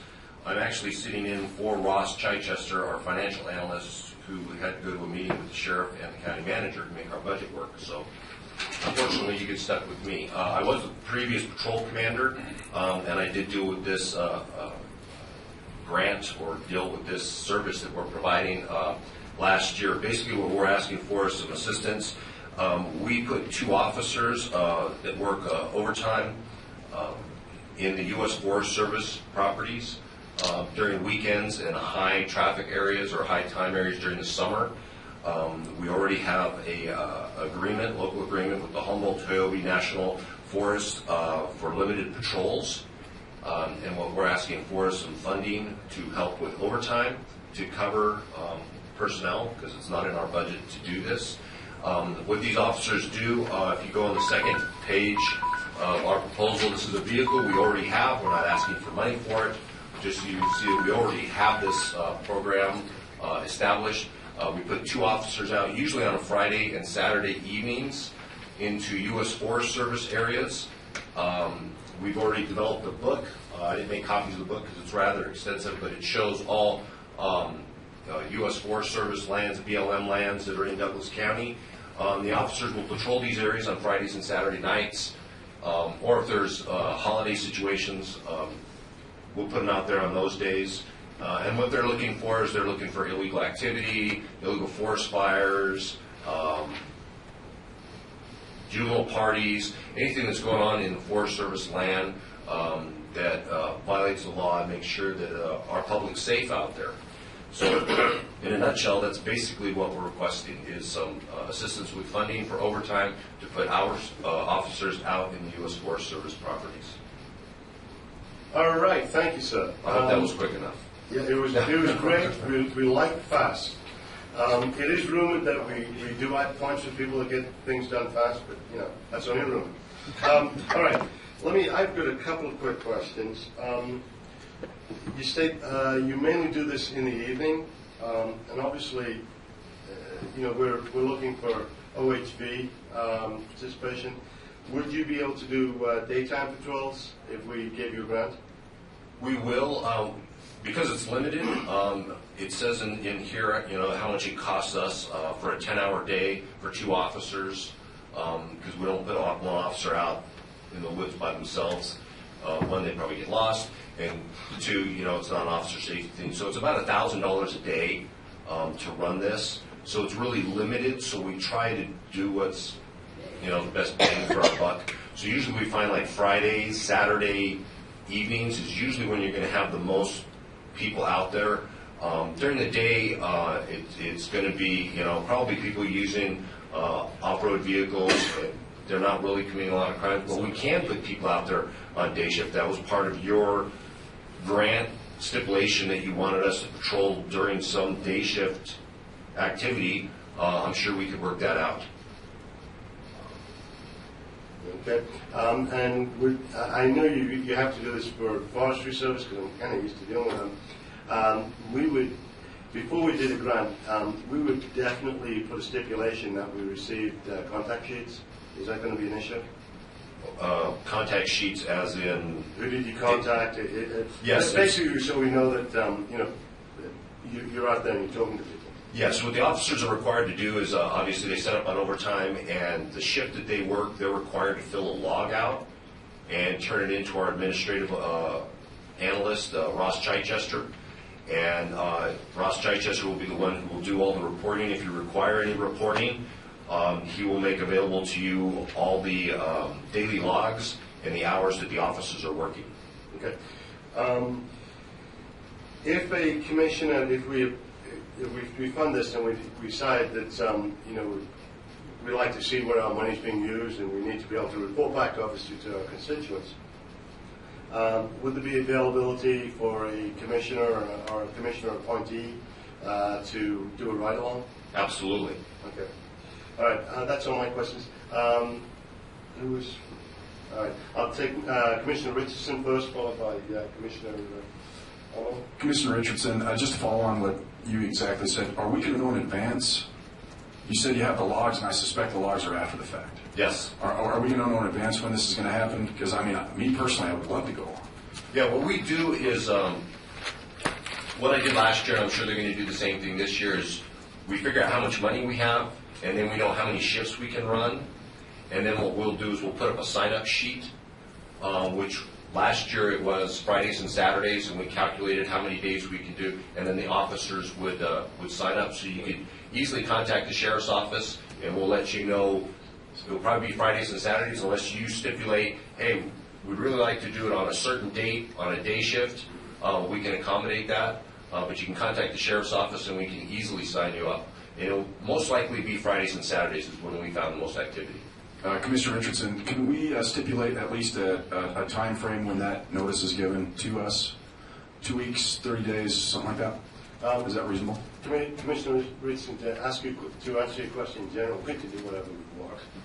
And I would ask that we have at least a 2-week notice. Is that okay? And that would be fine. Is once we know how much money we have, that's my only stipulation. Once we know how much money we have, then we know how many shifts we can run, and that's just a matter of, we know we have X amount of money, we're going to run this many shifts, we do a schedule, and then we can easily send that to you. 2 weeks. Yeah, Commissioner Richardson, tomorrow when we're dealing with them and we're setting the parameters, that's when we bring that up. So you might want to make a note and go forward. Commissioner Elmore, you are next. Thank you for your patience. Commissioner Elmore, trying to understand, currently you have 30 patrols budgeted each year. Is that the way I read the... We try to do 30. Last year we got a little bit of money from the U.S. Forest Service, and obviously they cut back. That's why we're looking for other avenues to get revenue. And a lot of times we will do more. It all depends, as you all know, with budgets. It depends how our overtime's going for the year. If we're able to save some overtime and we can actually fund our own personnel through our own budget to do it, we'll do 30. But we do as many as we can possibly do. And we try to do it from May through August, September. So we'll try to put in as many shifts as we can. So I guess my question is, and you answered part of it, the current patrol occurs at an overtime rate. This patrol, if we were to fund it, would also occur at an overtime rate, even if we were to ask that it would be done during the day. Yes. So any patrol is... Any patrol will be done at an overtime rate. At an overtime rate. All right. Do we have any other questions? Go ahead, Commissioner Baker. I'm just trying to understand this a little bit more, given that it's an OHV grant. Can you give me some indication of what you would be finding that would be protecting or law enforcement from the OHV community?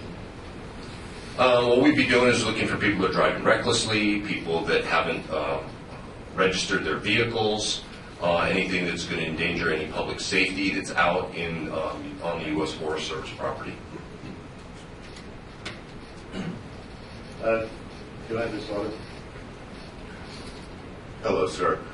Gary Lambert for the record. As we all know, the Pine Nuts has a predominant use area that's BLM interface. The BLM has a big issue with trigger trash. This is strictly a Forest Service request, or you're going to go out and do the Pine Nuts area in El Dorado Canyon, Johnson Lane, or is this strictly a Forest Service area?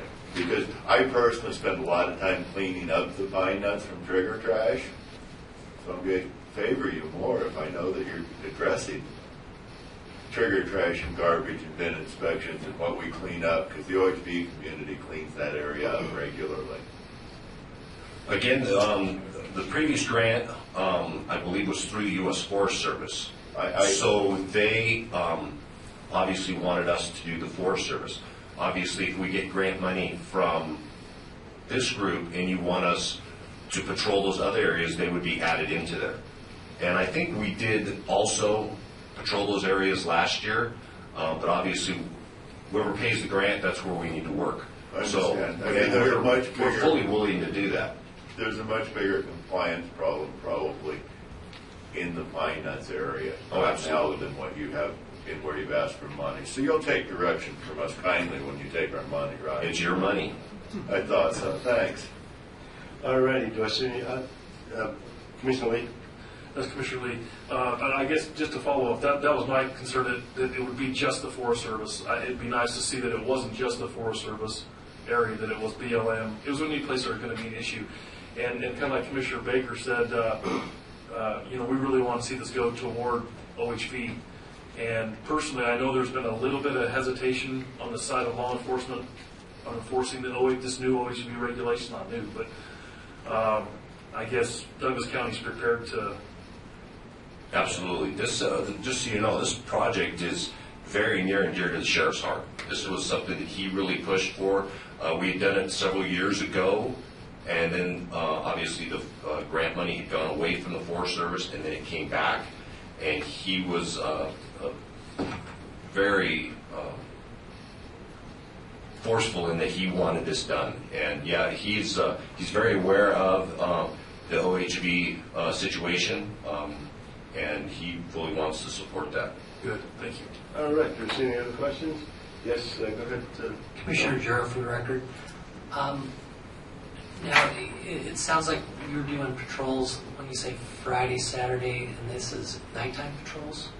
It's usually swing shifts, so the officers would come on 3, 4 o'clock in the afternoon, and then they patrol through the evening. That's when they're going to find primarily a lot of the issues that they found before is they'll get a lot of the partiers out there. They will build the big bonfires and a bunch of issues out there. They want to control that.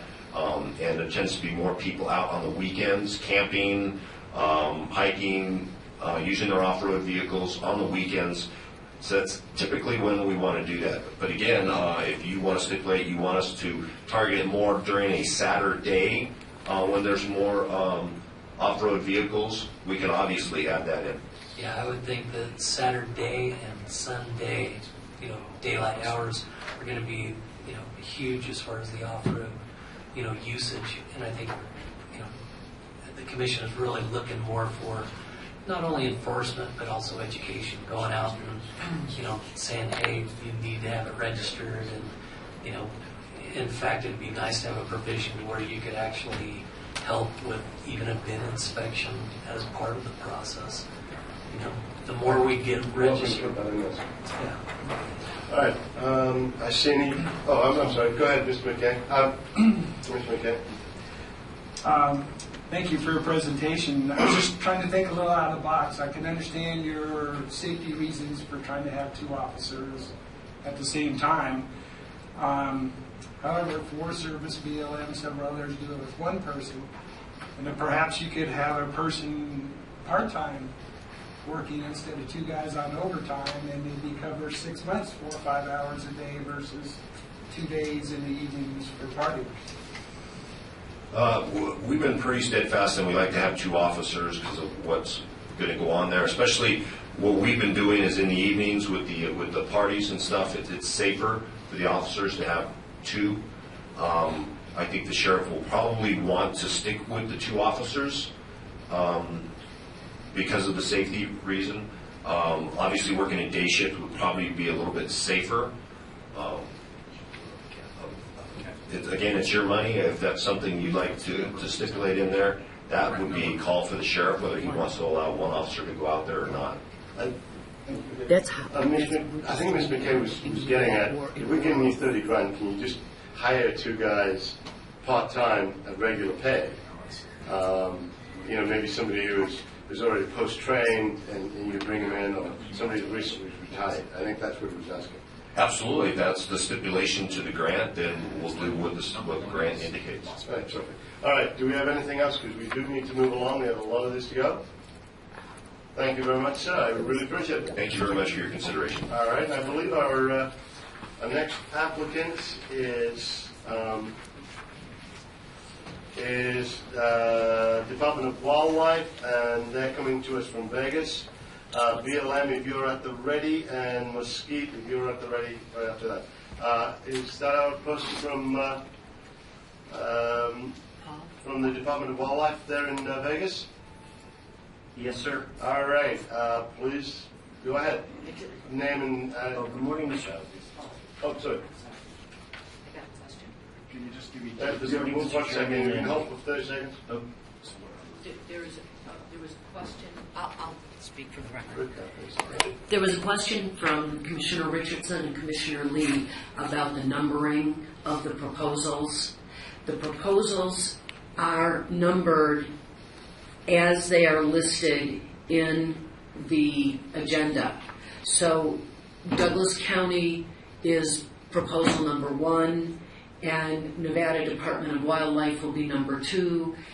There was confusion among the commissioners, or some of the commissioners apparently, about the numbering. Okay, thank you. All right, moving right along. Department of Wildlife, please go ahead. Name, rank, and all that good stuff for the record. Good morning. My name is Paul Dankowski. I'm a game warden captain with Nevada Department of Wildlife. And I thank you for the opportunity to speak on the NDOW, Nevada Department of Wildlife LE grant proposal, and I'm happy to answer any questions related to that. And I believe my coworker Ed Lingar is in your audience, and he will have any additional hard copies that you, if you need those. Need those handed out right away, please, Ms. Lingar.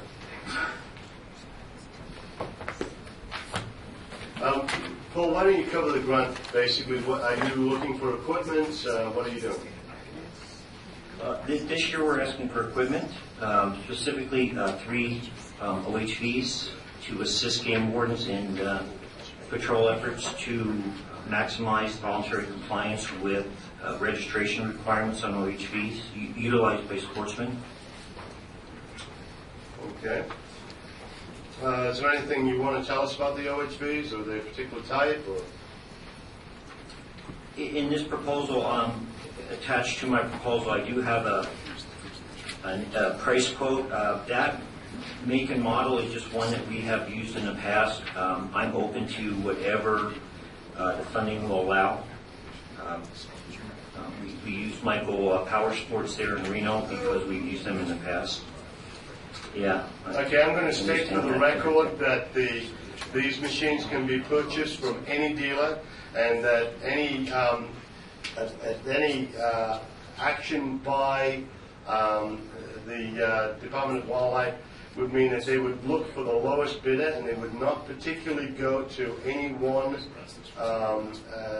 dealership based on anything or any extraneous reasons. So they would go to the lowest bidder only. That is understood.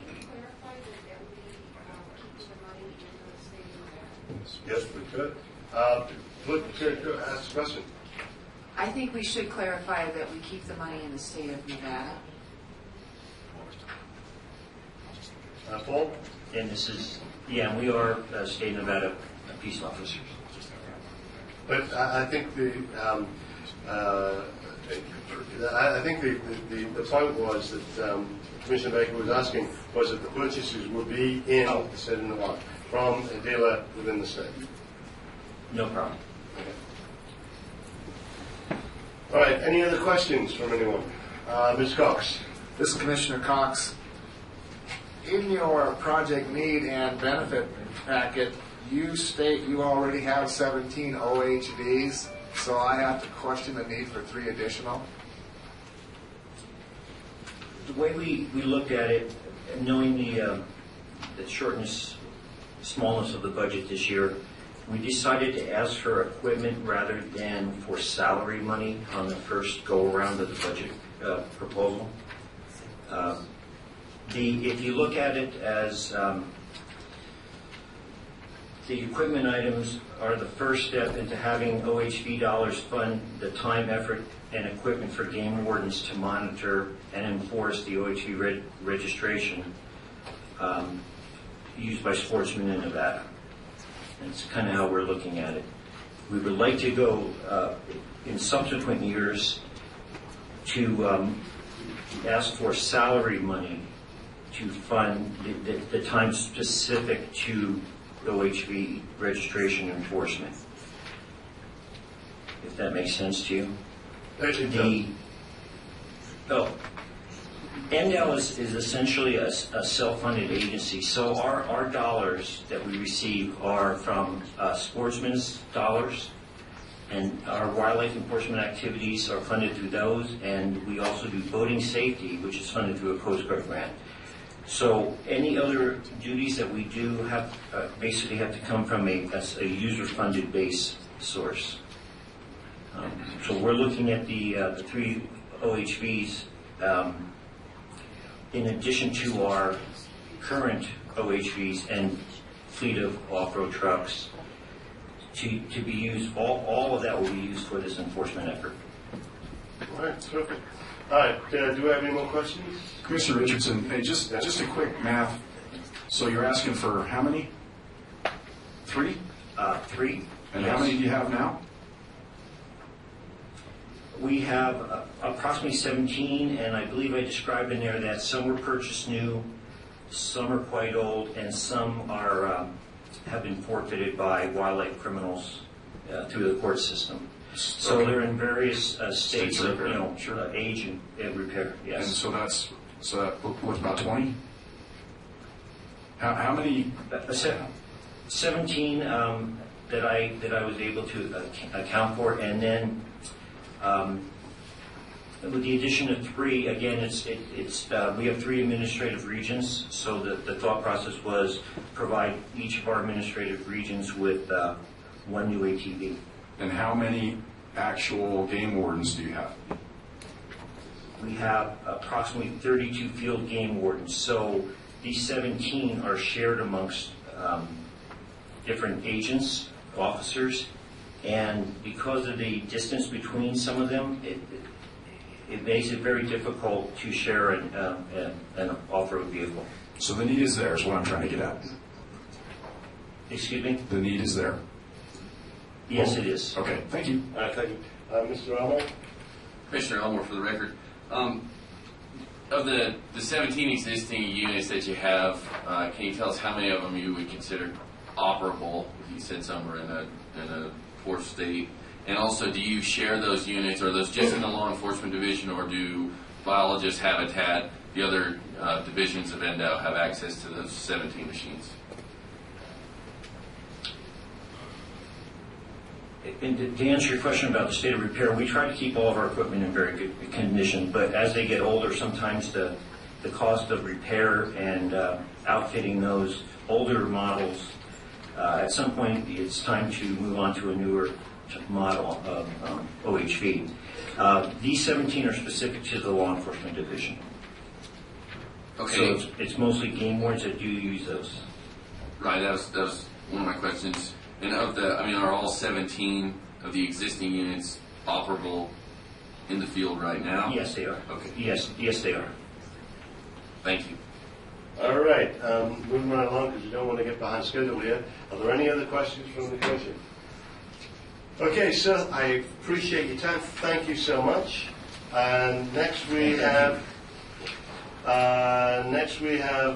BLM, Sun Mountain Law Enforcement Project. Yeah, but it's in a different category. They're doing all the law enforcement. Okay, do we have our BLM person? And Mosquite, if you can get yourselves ready. All right, name, rank, all that good stuff for the...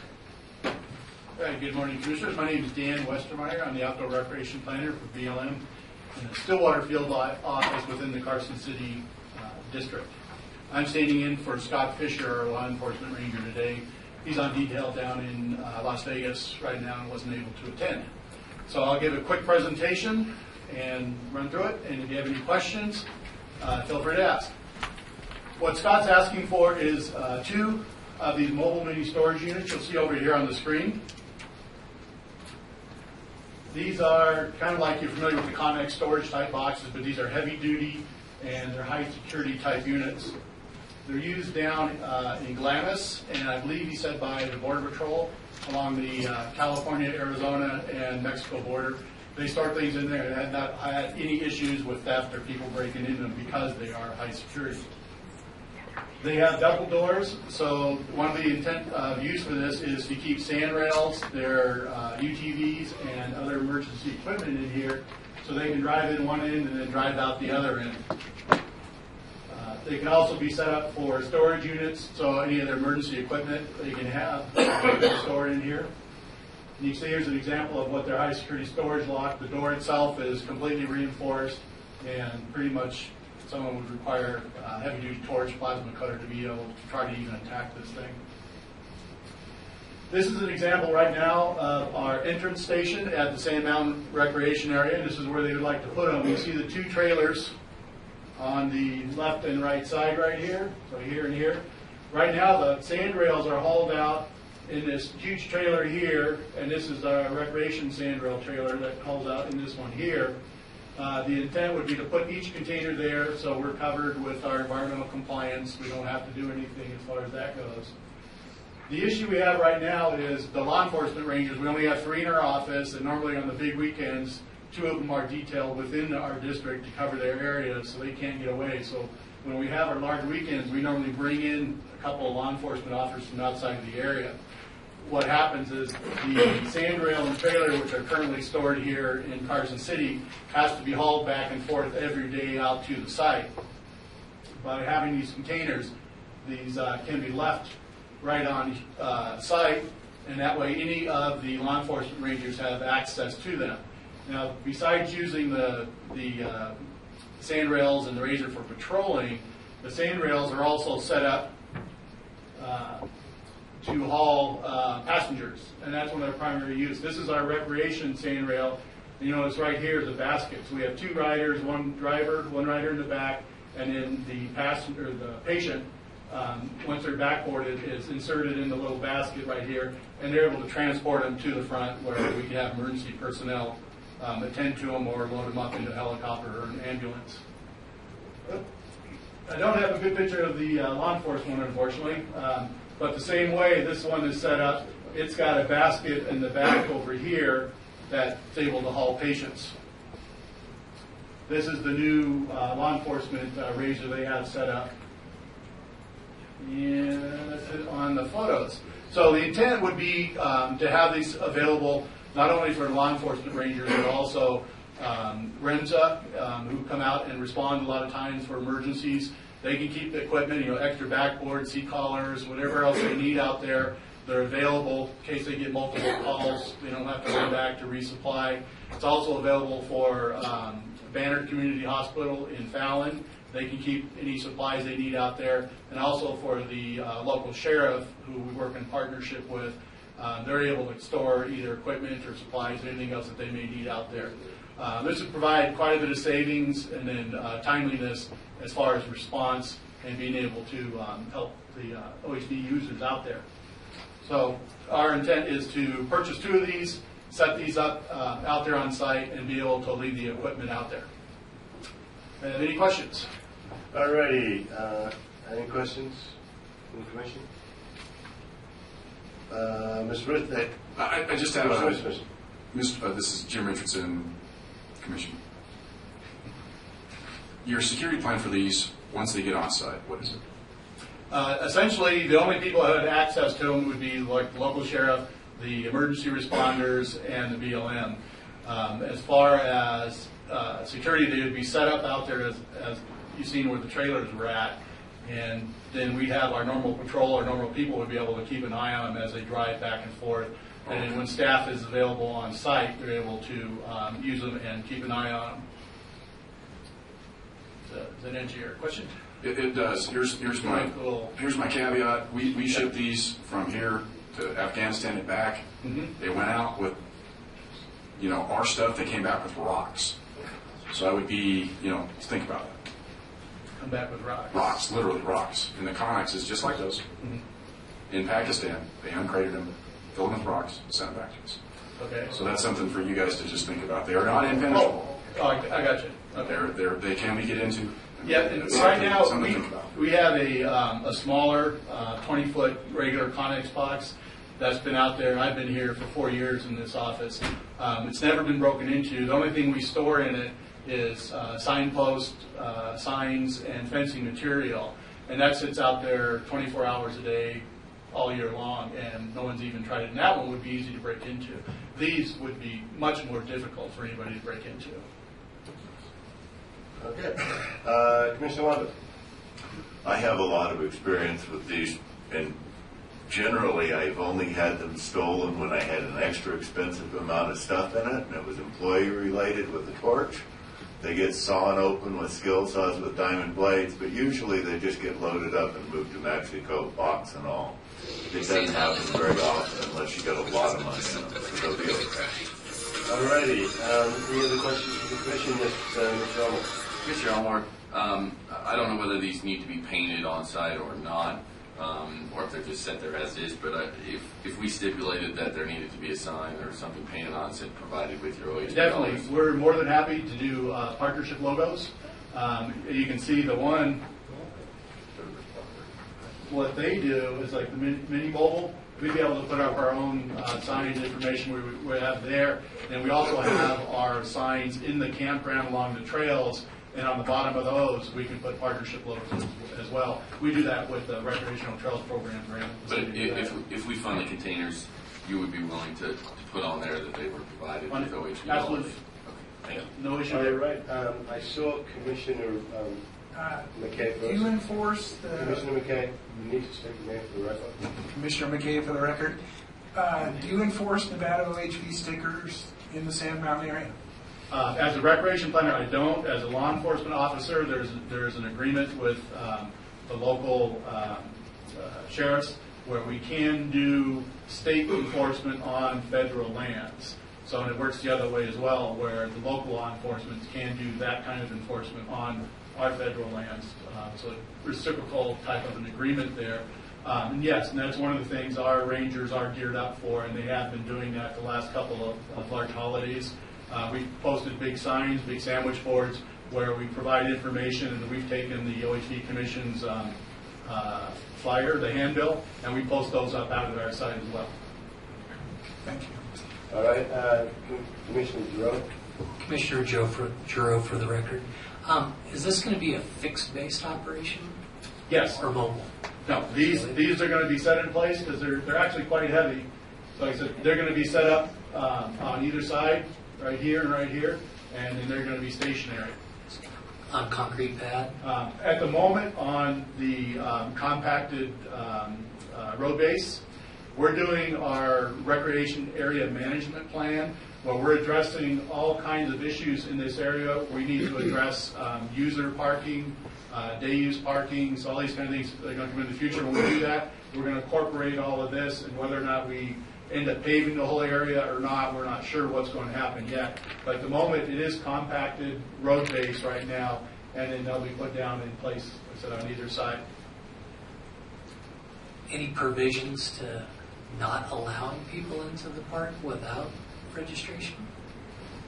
That is something we can entertain. It was something we'd have to run by our field manager.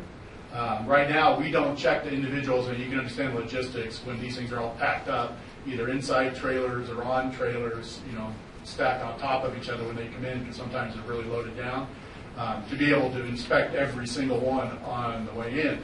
But that is something that we can, say, in the campground, go from camp to camp, because then they're already out and in place.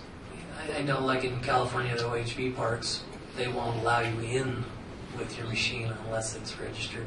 I know me as one of the commissioners trying to really increase our,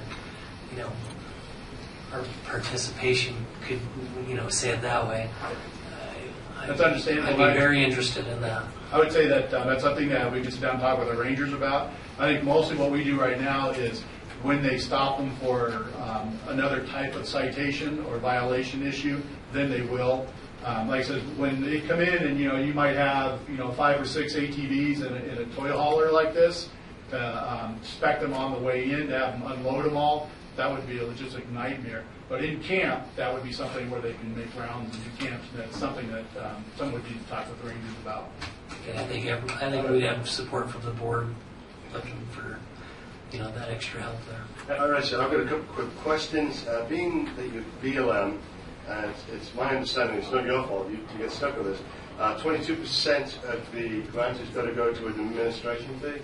We're not sure yet. And I sent an issue trying to contact the person at the state office who can help answer that, and he's on vacation until Monday. What happens normally is these would be considered what we call contributing funds. So somebody contributes money to us for a particular project. We guarantee it's used for that project specifically, and we write up an agreement.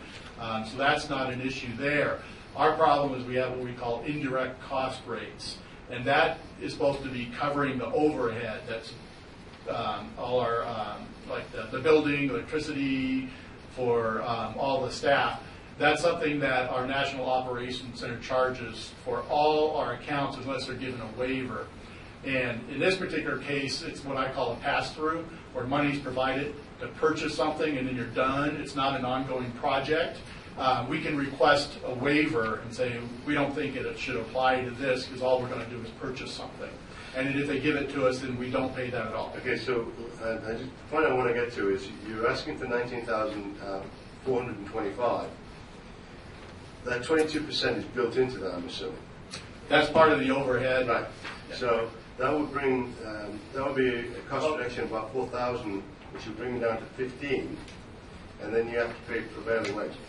The prevailing wage is relatively expensive. Well, prevailing wage wouldn't apply to this particular project. It's just purchase.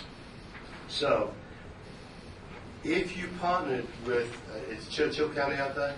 Yes. Who would be using part of this.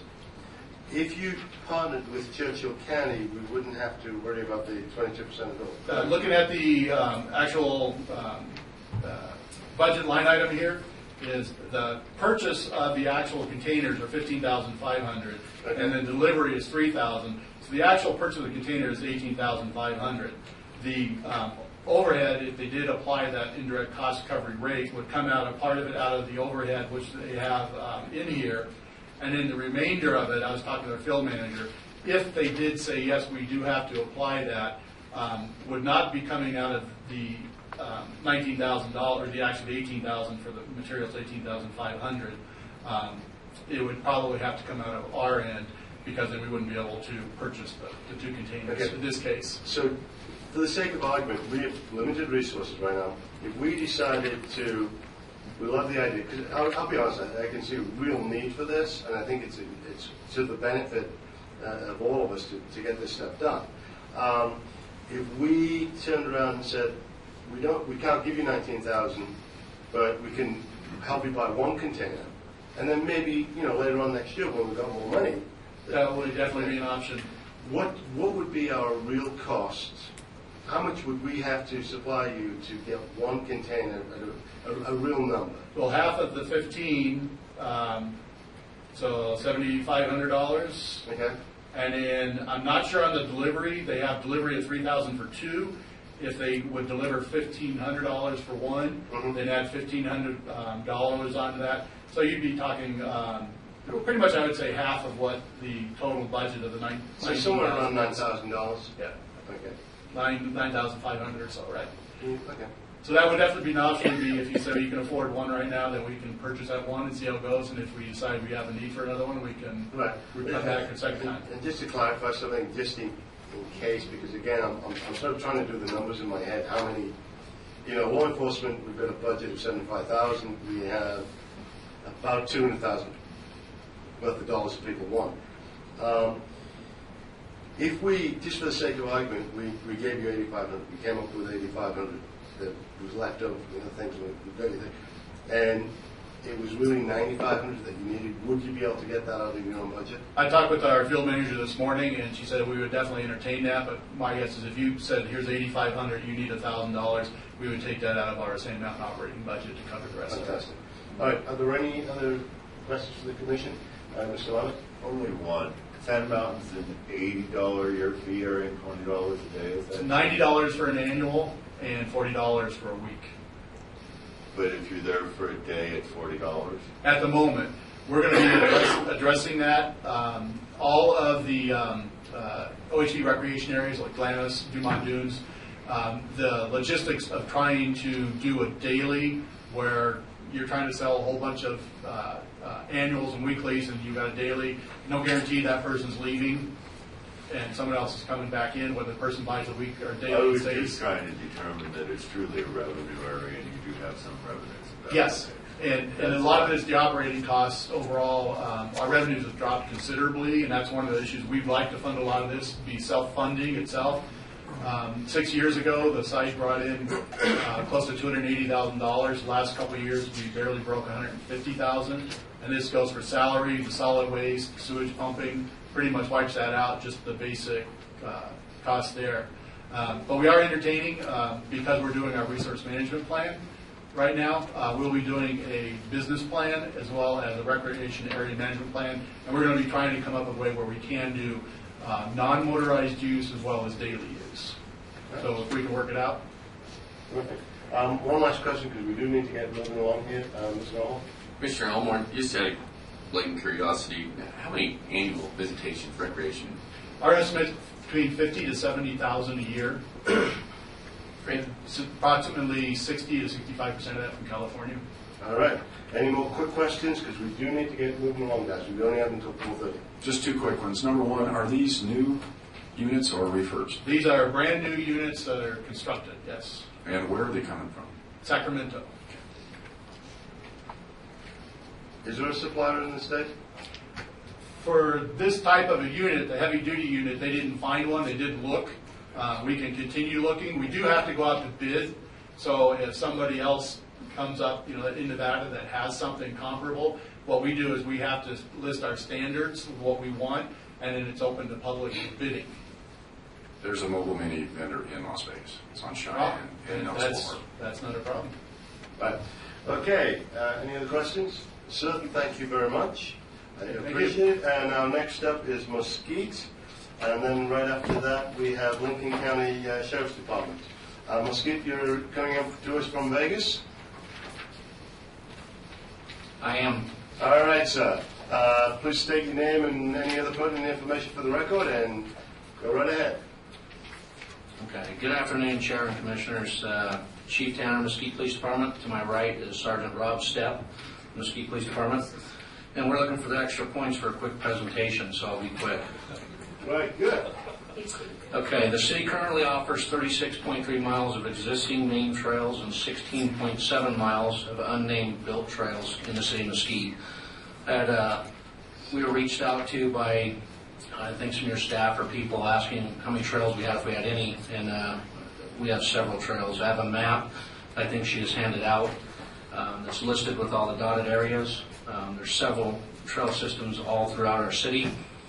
And at the end, I'll talk about a little bit. We have an ordinance. I know some other agencies have it too, where you can travel without a trailer to get to your destination, to get to those trails outside the city of Mesquite. It might be in other areas, Department of Wildlife and BLM, so on. So we allow people to travel on our streets on certain roadways. Besides 4 of them, they can just cross those roadways. But there's not a day that goes by I don't see several OHVs in the city of Mesquite driving. I'm going to and from work and to my meetings. I've never not crossed paths with OHVs every day, all day. OHVs access National Park Service and BLM trails via the Mesquite Trail System. Mesquite residents do not have to trailer the OHVs, like I said, in order to access these off-road recreation areas. Residents use our OHVs, travel throughout our city to get to different locations during events during the year. There's 3 major off-road events. They're held each year. An additional 4 events are in the planning stages. We just approved 2 of them. Eureka just basically traded the city land. They acquired land from the city, another 1.5 acres, and they just got signed off on a permit to open a venture park and BMX track to bring OHV users to Mesquite year-round. This just opened, and I think next week's the opening of it. Like I said, there's 53 miles of trails within the city. Police-owned OHV is a necessity. Personal OHVs have been used in the past. We have a couple, of course, guys have them at home and they bring them out. We do own one. We own just an ATV, no OHVs. ATVs are not very safe. We've had some wrecks on them and problems where they've got stuck, and then you only can put 1 person on them, safety-wise. We've recovered several stolen vehicles in OHVs and ATVs on the river, which is our side of the river, and then Bunkerville's other side, which we patrol both areas when we're doing cases anywhere basically in Clark County. So we recovered 12 OHVs and ATVs using trucks, and I was in one of the pickups that we popped all 4 tires by the time we got out from the river. Search for missing persons, that's a constant battle between us and Lincoln County. I've had conversations with Sheriff Woody, and we constantly take their missing reports until they arrive because of the distance. We've had a couple pass away. We've had 2 OHV wrecks in the last 2 years where they wrecked and were deceased at scene, and we had to locate those. Took quite some time. We had to use a helicopter from Metro, so we didn't have the equipment or resources to get out to the locations. We've searched for downed planes, same thing, using binoculars and trying to get there and using personal ATVs. Recovery of deceased persons I already spoke of. Like I said, the biggest thing is we have a partnership with Lincoln County. We have wrecks and different things on dirt roads off of our dump road that's Lincoln County owned, and we end up following up on those investigations and investigating per their request. Most importantly, I wanted to add the city ordinance that we came out with. A lot of people ask for in the city, and it's a hot topic constantly because every time we have an event in town, it seems like people don't listen very well. They do well for a while, and then they're upset because they're stopped. But we have more and more. The more events that came, I've seen an increase. I can't even tell you how much on OHVs on the roadways and in our trail system. And we do have people get lost because they're not from our area. They get outside of ways, and it gets dark, and they get lost, and they start calling dispatch, and we try to figure out how to get them in. So an OHV would be vital to our organization. I did a revised grant request. You probably don't have it in front of you because we were still working on the revised one because we were contacting us and we can spend less. Originally, we asked for the mid-grade OHV. It had to be a 4-seater because we thought of several incidents where it would take more than 1 officer, safety-wise, to contact or help someone that's missing so they can pay attention where they're driving and have someone else more of a spotter. And so we did ask for the 4-seat Razor, and we knocked it down to the smallest one they sell. I think it's a Razor 800. And anyway, so we knocked that down from $23,000 to $19,000, and I have that in front of me here. So that's our request. It is important to us. Also, of course, I put the doors on it. That's part of it, and that was about it in the top. So I'll take any questions you might have. All righty. Do we have any questions from the commission? I'm looking around. Commissioner Baker.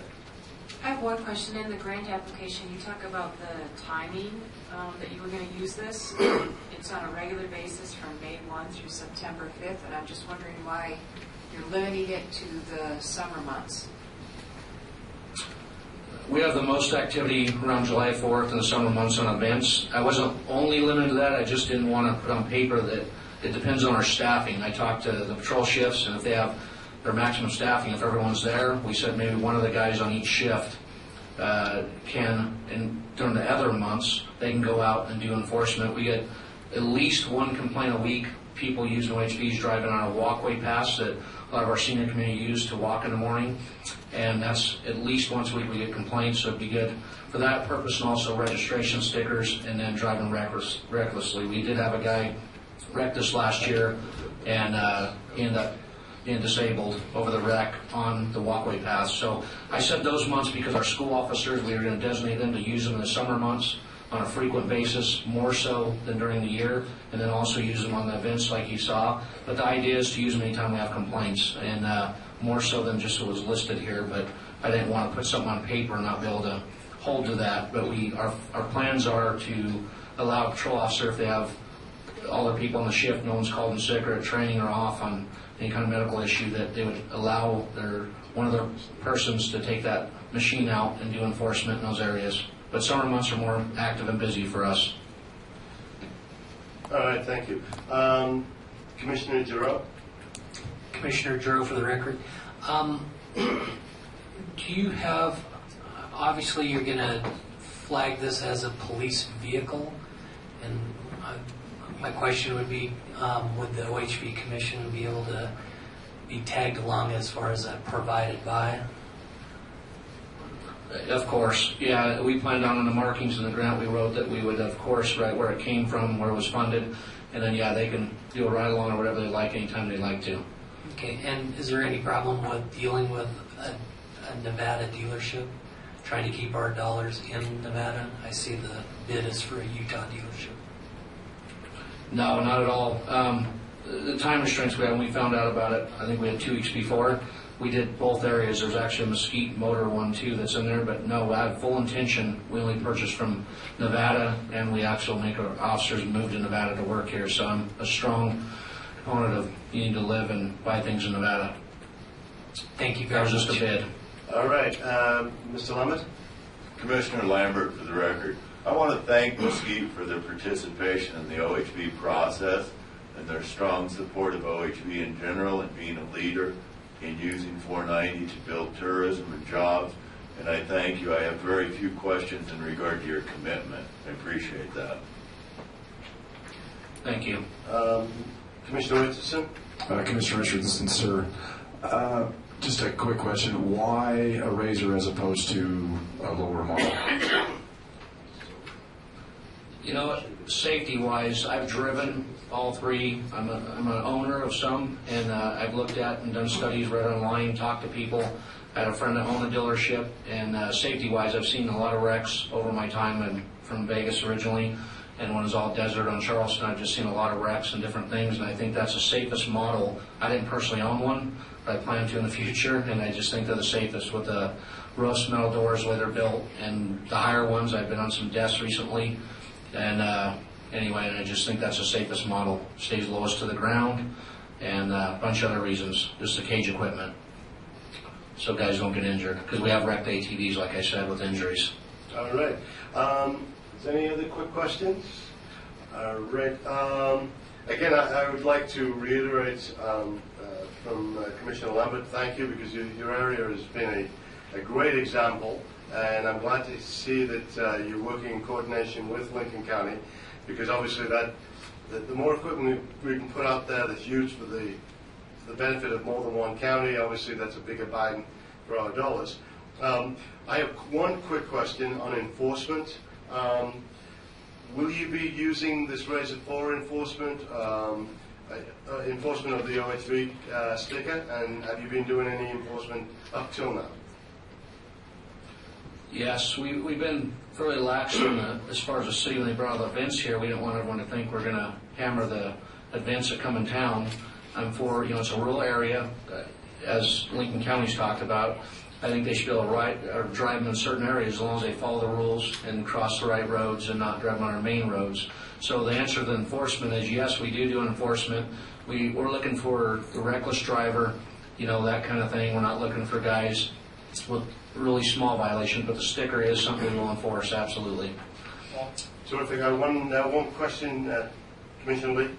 Just a quick question, Chief Cantor. Are you guys also doing VIN inspections for OHVs?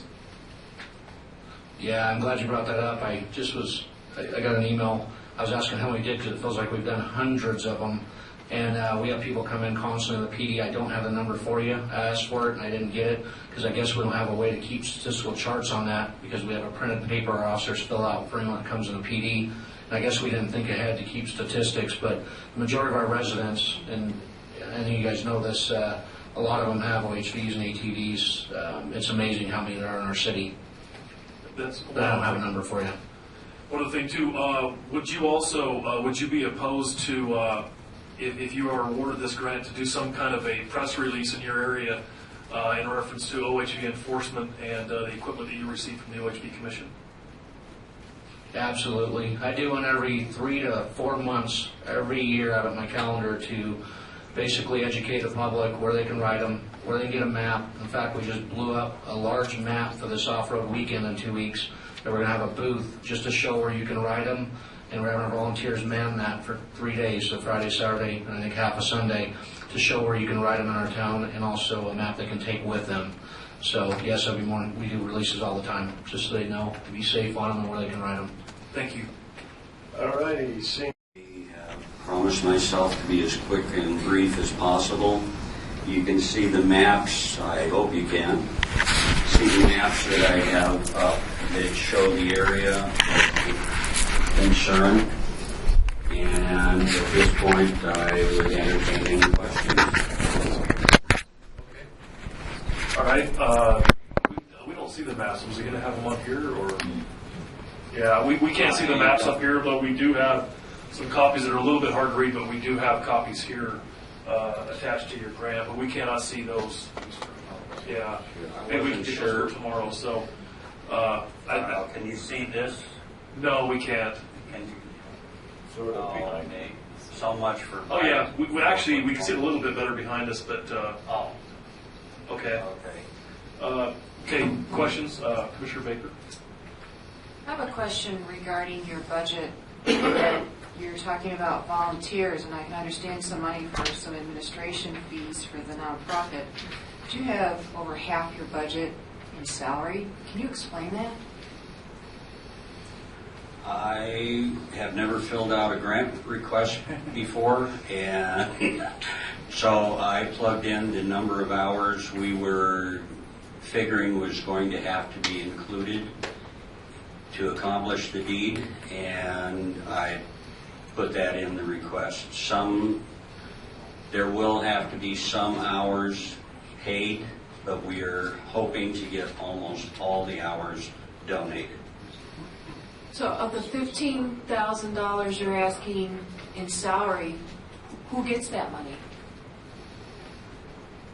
That would be going to the club, or we would donate it back to So can you clarify? donate it back to the commission. If we funded the material and perhaps the mileage reimbursement, I mean, how much do you actually need administrative to make this happen? Okay, the budget and miles are, you're looking at about $4,972 for fuel to get things back and forth from Vegas. And then equipment, the actual hard equipment will be approximately $5,023.60. That will vary. We were not able to get shipping costs exact, so that will be pretty close. And then operating expenses for equipment, fuel, water, traffic cones, things like that. You'd be looking at another $1,601.16. I really didn't have a concern with any of the other items. I just didn't understand with volunteers how you could ask for $15,000 in salary for 2 weekends to administer the volunteers. That seems extremely excessive, in my opinion. Thank you. Commissioner Jackson, did you have something? All right, I've got a couple of quick housekeeping questions. How are you set up with the state? Are you a non-profit or are you a club? How is your organization organized? Our club is a nonprofit. Is it? Yes. Do you know what category it is? Is it 503? I don't. It just comes back from the Secretary of State as a nonprofit. Okay. Do you have any? Are there any paid people in your club? I mean, is there anybody paid? No. Nobody's paid? It's all volunteer. All volunteer. Good, good. Let's see. All right. And what kind of projects has your club done in the past? We've done things for the BLM as far as GPS monitoring in the Gold Butte area, right. And some work with the Silver State Trails. Dunedin Trails years ago was preeminent party in getting the Silver State Trails organized and constructed, and a great deal of volunteer effort went into the construction of the Silver State Trail and the camping area just above Caliente. Fantastic. And again, I applaud your efforts in getting the BLM involved, because that's exactly the kind of project that we want to see. We want to see BLM's involvement in this. What part will BLM be playing? I mean, are they going to do some of the organization for you? Are they going to provide vehicles? Are they going to do any sort of active participation? The participation we had requested and they had provided was that they would come by and supervise, direct, make sure that we were complying with all the tortoise regulations, all the safety and the BLM issues, and make sure that we properly instructed all of the individuals that were going to be taking part in this, and the BLM requirements, safety, and their positioning of the markers. They must be positioned and marked in a specific manner. They'd be working with us on that. All right, terrific. I think this is a terrific project. I really like it. I like the fact that you're working hard with BLM, and I like the fact that you're all volunteers. With that, I have no more questions. Okay, Commissioner Lambert, did you have something? No question. Anybody else have a question? Did we get, Commissioner Baker, did you get your question answered? Would you like to? I guess Your mic. if we didn't fund the salary and funded everything else, would this project still go through? It probably would, yes. We will need a little bit for administration out of that, but we could proceed with a little negotiation on that. We would only need a small percentage. Thank we were you. hoping to use part of that for a couple of other projects. Got my question. I said that wrong. I will. If I may interject here just a moment, this is Ken Dixon with the Lincoln County Search and Rescue again. I'm familiar with Dunes and Trails. These guys were a great help to everybody when it concerned the Silver State Trails thing. They spent a lot of time helping map out and lay out that trail. Probably the Silver State Trail would not be in existence if the Dunes and Trails had not participated in this and the administrative end of it, and they are a very viable organization. And thank you. Okay. Commissioner Elmore, did you have something? This is Commissioner Elmore for the record. Just one quick question on the grant, on your grant application, under land manager's review and approval, in parentheses it says to be attached on grant acceptance, but I see a letter from the BLM field manager along with Mr. Linares, so I would assume that these are in fact those documents, and that you are actively working with the BLM on this. That is correct. Yes, sir. Okay, thank you. Go ahead. Yeah, I just would like to, Commissioner McKay, for the record, echo Commissioner Baker's comments. I appreciate the work you've done down there. I think if we could fund the signs and the tool and some gas money and that type of stuff, it'd be a great project, just being that we have a finite amount of resources amongst the state. Thank you. Any other questions? Yeah, real quick. Chair Richardson, Commission. Just in my math, you got about 20,000 in workers. Have you solicited any other nonprofits, Boy Scouts, Eagle Projects, that type of thing, to help you with this at all?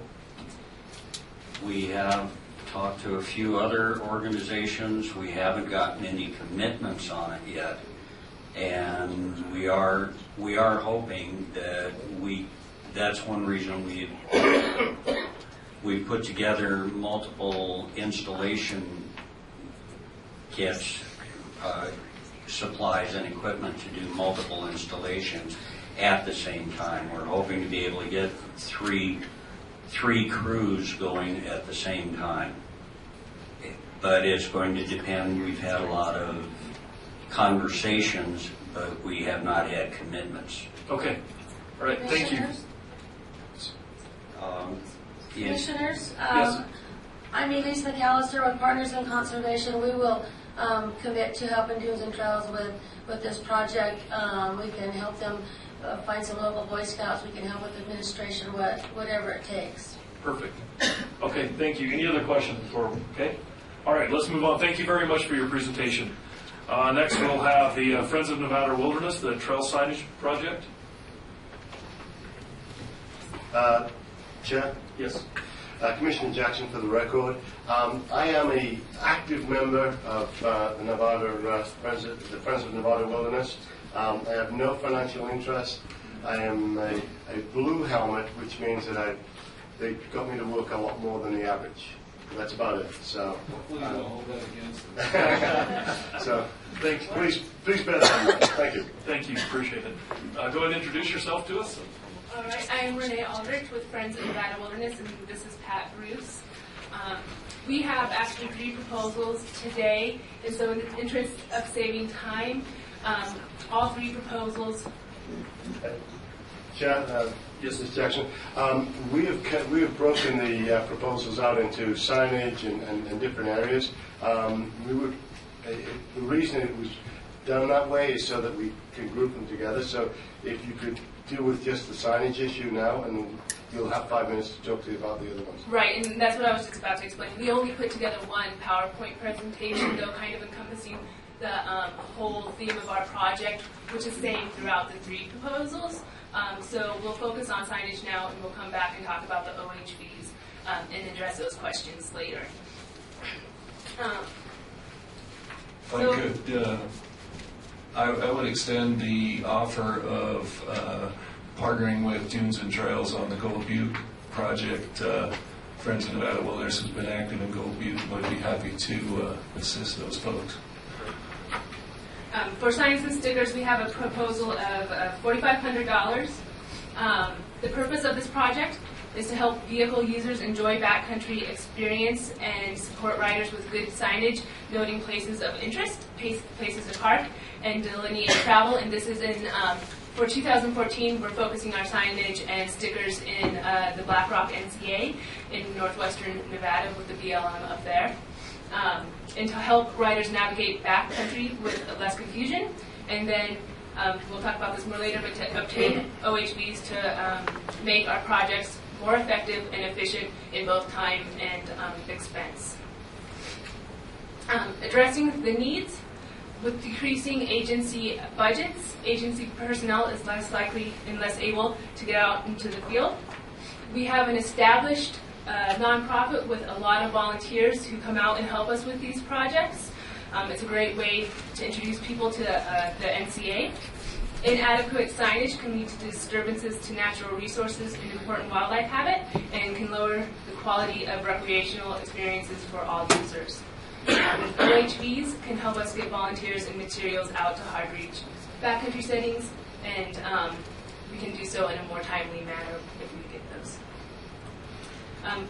Why give your money to Friends of Nevada Wilderness? We have a nationally recognized stewardship program with over 8 years of experience. We maintain strong agency relationships with all 4 federal agencies that manage public land in Nevada. We have the infrastructure in place to make your money work immediately and effectively. We can start this program as soon as the area is dry and it's safe to get out there. We are also able to provide public relations, press releases, and social media to highlight the accomplishments being done with your monies. And we will shine a positive light on how users of all interests are working together to enhance Nevada's backcountry experience. Just so you get an idea, we have done projects like this in the past. Here are some examples of signage we put up in the NCA in 2013, a directional sign, some High Rock North Gate signs, and just directing people how, which roads lead to where. In addition, points of interest signs, the Upper High Rock Canyon Trail near Stevens Camp. We have partnered with OHB groups in the past, and we're very proud of that. We are very proud of trying to get all the user groups together to come out on our projects. We have partnered with the Hills Angels 4x4 Club to maintain roads and habitat, and this is off the Garson Road in Carson Ranger District. We partnered with OHB groups from Las Vegas and Mesquite over 2 National Public Lands Days. And we had a great partnership with the Northern Nevada Outdoor Recreation Association and the Northern Nevada ATV Association when working in the pine forest. Just a few examples. With this project, we expect to have more clearly delineated designated routes of travel in the Black Rock NCA. We are going to be promoting the responsible use of motorized recreation. Riders will be safer and more informed while exploring backcountry areas, and we'll be able to protect natural resources and wildlife habitat, maintaining the backcountry experience for all users. And then again, we'll address this later, but the OHBs will allow us to do this in a more efficient manner. And then we just threw this in here because we like to bridge those gaps between the user groups. Our staff helping a stranded rider in this Sheldon National Wildlife Refuge this year. And this is our current OHB. Not quite adequate. And thank you for your consideration. We'll take any questions. Okay, and before we do that, sir, we didn't get your name for the record. Pat Bruce, I'm the Stewardship Program Director for Friends of Nevada Wilderness. Perfect, thank you. Questions? Go ahead. Charlie also has a question. Yeah. I have a technical question, and I'm hopeful that you have it in your file, because you haven't provided me a letter that tells me the BLM has authorized you to work on the BLM ground, which is a category.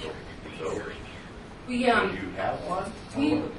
We attached a part of the agreement in our original proposal. It should have been in there. It may truly be me, so I'm wanting to not wait until tomorrow when this comes up. Pat Bruce, for a better chance. For the record, Pat Bruce, Friends of Nevada Wilderness. Commissioner Lambert, we have current existing statewide agreements with both the Forest Service and the BLM to do all that work, and it should be in the package, and I hope you got one. It should be attached. Absolutely. I know that you guys do good work. I have no doubt that some of the projects are cross-platform. I mean, your reputation is the best environmental reputation in the OHB community, but that document needs to be in the package. I believe I have one with me, so I'll make sure it's... Okay. Thank you. Commissioner Cox? You stated that this signage was going to be used in the Black Rock National Conservation Area. I was wondering how many miles of trails are open to HVs in that area.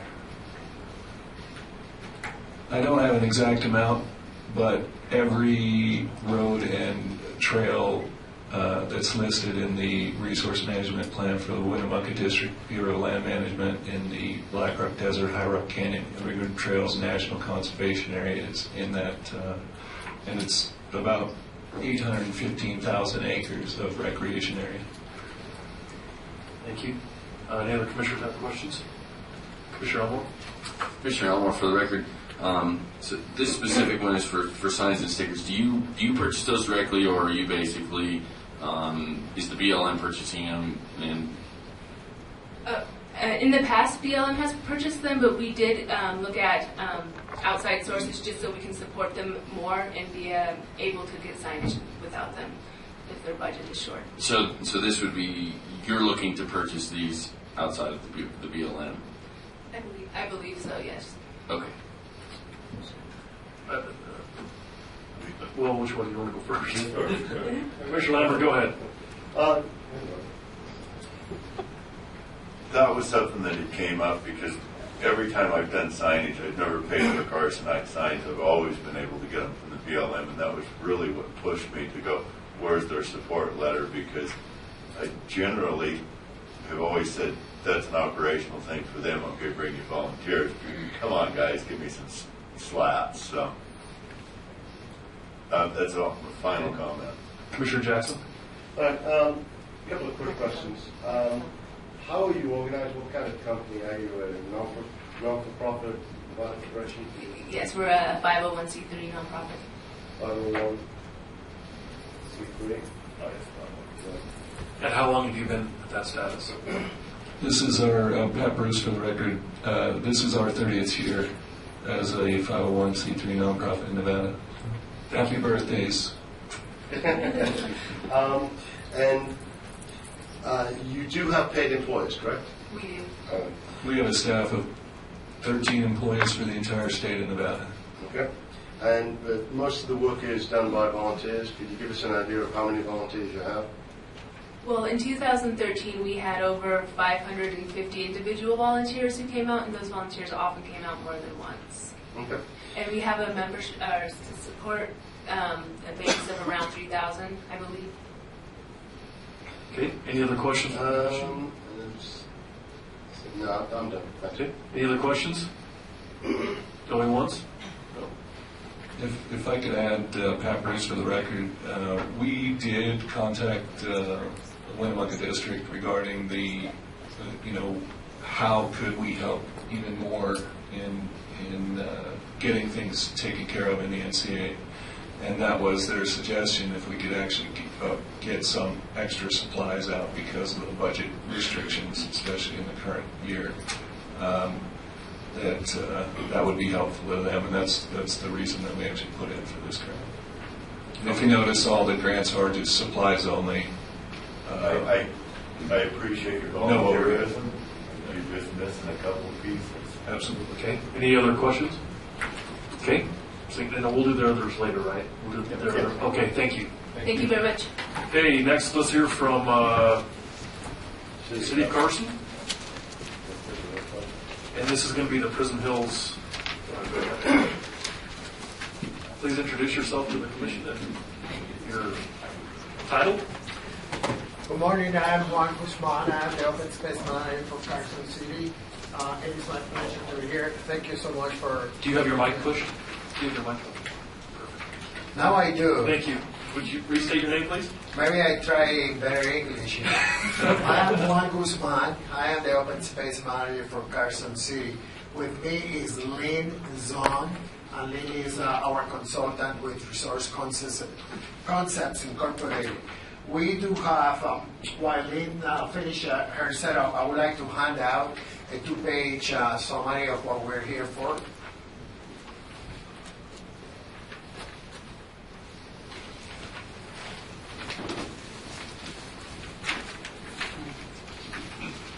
Hello, I'm Lynn Zong, and I provide technical assistance. I work for Resource Concepts, and I provide technical assistance to Carson City as they need it. And as Juan is handing out the handout, I think I'll go ahead and get started, because I know time is of the essence. So, lunch is awaiting. So the proposed project is improvements for the Prison Hill recreation area, motorized use recreation area. The purpose of the project is to work with the primary motorized user groups, developing a plan for the motorized use area, as well as informational and educational maps and signs. As you're probably aware, the Prison Hill area, the entire area, is in the process of coming under Carson City management. It's right now still in a little limbo because one of the final touches is developing a management plan for all of the conservation easement lands that came over to Carson City in the Omnibus bill in 2010. Motorized use for Carson City is a very new use that they haven't had to manage before, and it's something that they're really trying to educate themselves on and build relationships with the OHV community so that they can make it the best experience for all users. So this is a map of the Prison Hill Recreation Area. The area is, and this is just the first page of the conservation easement that was the vehicle by which Carson City is getting management of these lands. Previously, they were managed by the BLM. So the yellow and black dotted line on this map shows the boundary between the motorized use area and the non-motorized use area for the Prison Hill Recreation Area. This is a map that was recently developed by the... It was developed with another grant from the state of Nevada. The purpose of the grant was to identify trails for non-motorized users within the Prison Hill area. I should add to now that I have the mic to get away from me, that the area, the motorized area of Prison Hill contains 926 acres, point some, give or take, and that is about 25%, 26% of the overall Prison Hill entire area. So this map was provided in your handout that Juan just gave to you.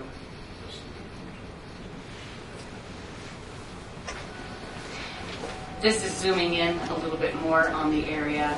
You can see that the boundary between the motorized use area and the non-motorized use area is actually a road. The area where we're hoping to concentrate, if we're successful, on like a kiosk signage is down there at the bottom where it says "You are here," which is, as you probably know, a staging area for this area. Excuse me, we have one question right here just for you, because he's trying to navigate where he's at on this, where this actually going to be. So, Jim Richardson, Commissioner, just kind of give me where it's at. I'm new here, so I'm just trying to figure out where we're at. Okay. Maybe I wasn't paying attention enough, I apologize. Okay. The area is immediately to the east and south of this building, just about 3 miles that way, and maybe a mile or two to the south is the big hill that you see in Carson City when you look to the east before the Pine Mountains. So in relation to the prison, where's it at? There are two prisons. There's one prison on 5th Street, and that is the northernmost end of Prison Hill. And then the southern prison is directly to the east, directly to the west of the Prison Hill motorized area. So the Northern Nevada Correctional Center is right here. Right there. Okay. Okay, right down there toward the farm. Okay. Very good. Yeah, right there.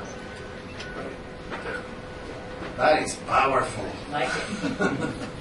Okay, very good. Okay, sorry for the interruption. We just want to make sure we're clear. No, thank you. Thank you. Go ahead. We appreciate it. Go ahead.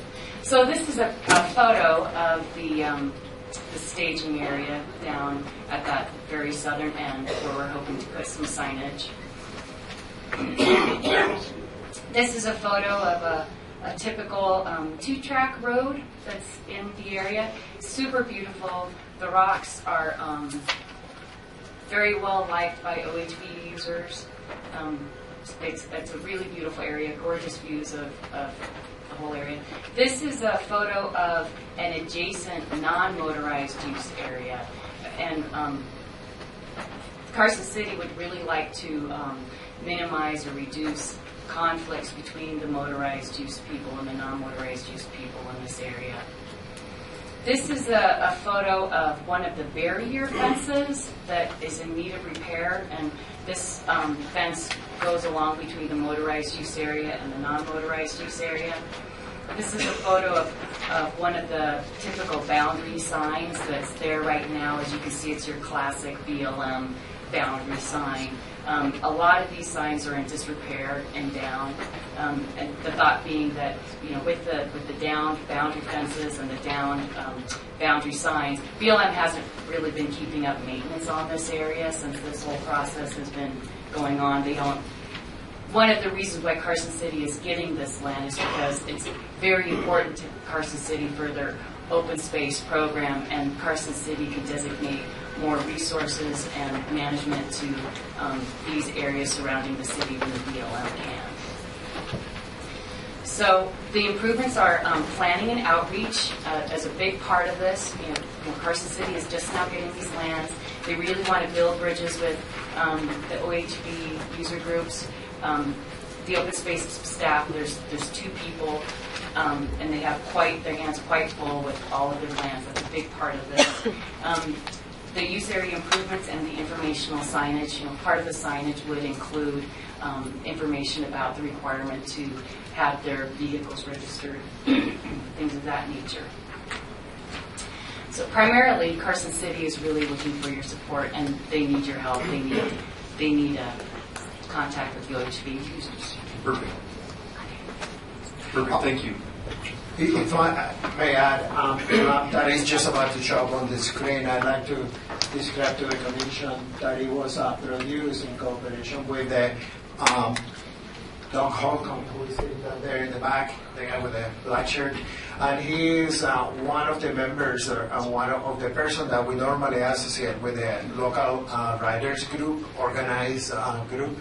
And what we did is we said, hey, look, so here we are managers of this area, we have very little experience in doing this. What do we do? We think that we should have a map showing a novice route, an intermediate route, and an advanced route.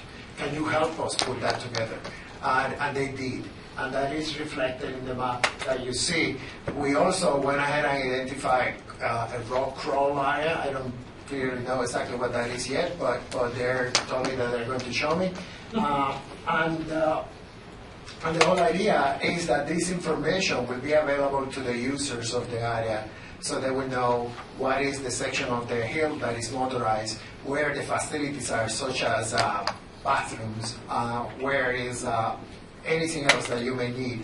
That is part of the purpose of this grant, to develop of list of future improvements that we can then fund through our program and through future grants with you, we hope. Questions? Questions? Go ahead, Commissioner Elmore. Sorry, Commissioner Lambert. No. I just had a different name. Guys, I really do like the Prison Hill project. I've got a couple of concerns and a couple of actual problems with it. Number one is you don't have title for it yet, and there's not a land manager's letter in the package that's big on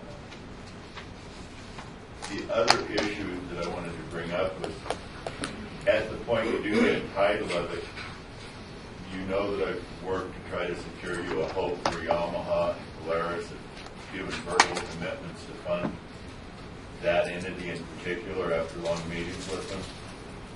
And it kind of looks like there's $8,000 in a study in there, which is a little bit problematic to me. In discussion with Resource Management, they told me that they needed to do some studies so the city understands it better. It's not broken out real clearly in your quote, and I do understand the need for a study, and I do understand that there have been user groups came forward and asked to help you. I'm a little troubled by the fact I've been reaching out to you and telling you that I found you some private money from industry. I didn't get return phone calls, and that you're here and maybe don't have title yet. Because I want you to have this project, and I want it to work, and I want to not get in trouble for helping you with it. So for me, it was missing volunteerism, title, and maybe title was the real part when you get by. And I'm not real fond of funding studies in our first year of grants, but that's just me as one person. I have the most obvious way of approaching your concern is that a study, we feel that a study is necessary because otherwise we'll be wasting resources. Otherwise we'll be placing things where they don't belong or where we believe they belong but the motorized community does not. So we want to do it right and we want to do it once and we want to incrementally improve the resources and improvements on the area so that it will be useful for everybody and we want to minimize concerns with also the pedestrian community. So those are our main goals, and we believe that the way to do that is to spend money on the study to begin with. Regarding title, that we were supposed to have that land was supposed to be transferred to us, way back. Yeah, and it's still in the process, and there are issues with the mineral rights and issues with the patents and issues with. We believe that those issues are to be resolved within less than 90 days. It seems that periods or new problems keep surfacing, and we attack them. We do not lay around. We try to take care of whatever it is that we can as soon as possible with the Bureau of Land Management. We have a very good relationship with them, and the process has moved forward. There are also other aspects of the bill that require selling land, and BLM is also moving on those other aspects. We have asked them to go ahead and advance the area subject to what is called the conservation easement, out of which this one is one, and BLM has agreed to do that in trying to expedite all this process. If you believe that a land management letter is necessary, I believe that we can produce one, even when we don't have one right now, because we assume that the land will be ours.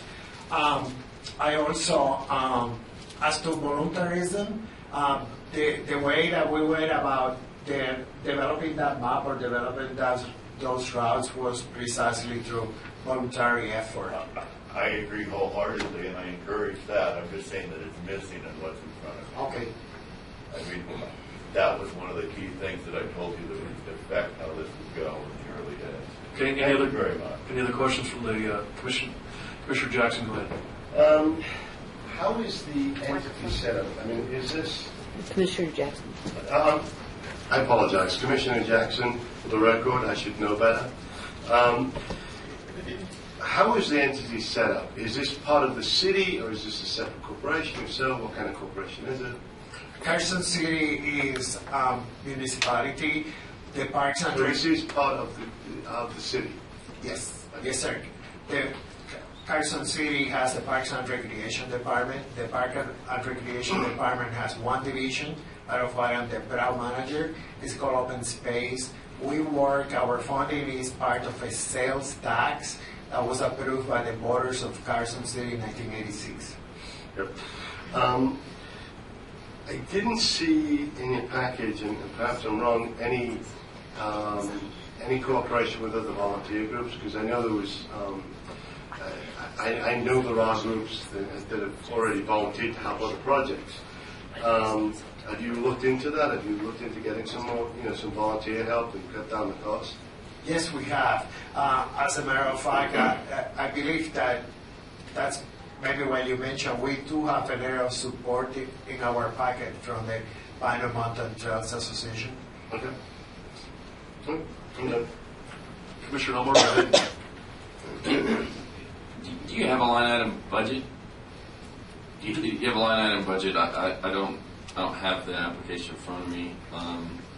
Well, I do, but I don't see a line item budget in there. I see the 24.9 requested amount, but do you have a line item budget that you could put up on the screen? No, I do not. We didn't prepare one for this presentation. Are you? I guess I'm curious if you're part of the municipality of the city of Carson. I'd just like to understand. Is there any administrative costs that come out of that 24.9, or what specifically comprises that number? Sure. No, all the monies will be used toward project. Our salaries and the payment for our consultants also comes out of separate budgets that we have already dedicated as part of our program to do that. So what we anticipate is using all the monies to develop the plan and put improvements on the ground. How quickly could you provide a line item budget? Well, how quickly do you need it? Monday? By tomorrow, when we distribute monies? Yeah, we can go back and spend an hour and come back with you with... That would be, I think, very helpful. Okay, thank you very much. So, Commissioner McKay, go ahead. Commissioner McKay, for the record, would it be possible, since this is, I know it's probably part of your planning documents, that this area is designated for off-highway recreation, could we get a commitment from the Board of Supervisors that it'll remain that way for, say, 10 or 20 years? Absolutely, that is very reasonable. Most of the grants that we obtain come with those kind of commitments that will be, whatever we do will be maintained for at least 25 years or 10, 25 years. So yes, it is possible. Thank you. Commissioner Jackson.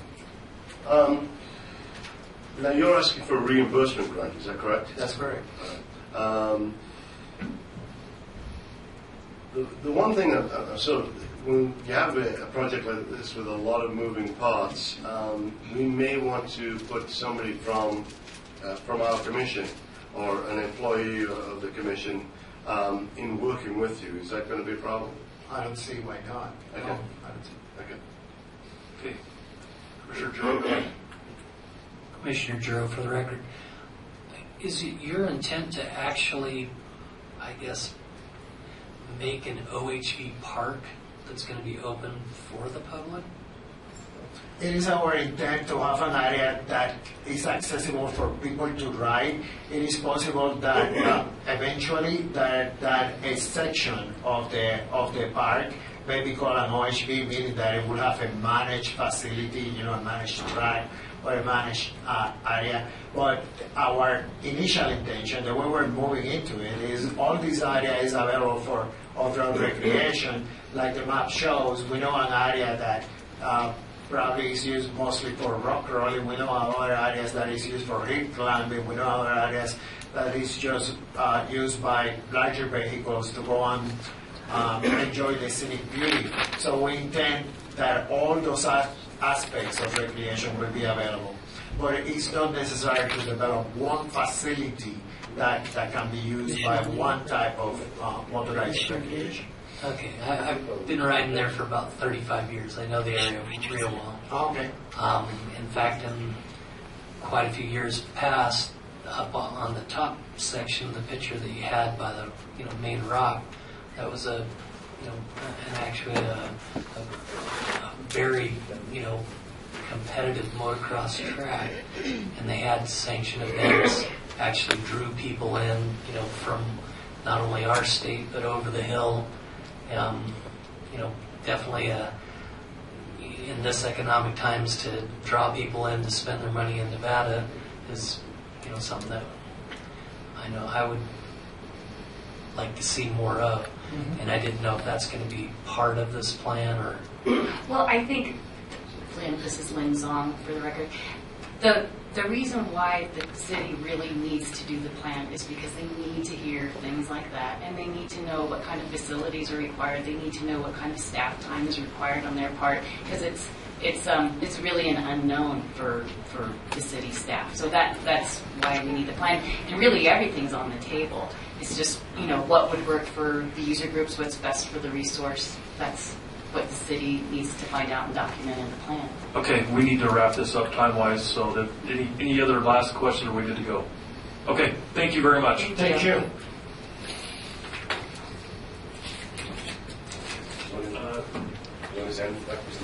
Turn the agenda back over to Commissioner Jackson. Okay, it's back with me. We're going to break for lunch. We will reconvene at exactly 1 o'clock, not 1 minute after. Thank you. Wow. Late. You're lucky. Like 10 weeks have lunch at 10. I thought we were. I'm glad you said that.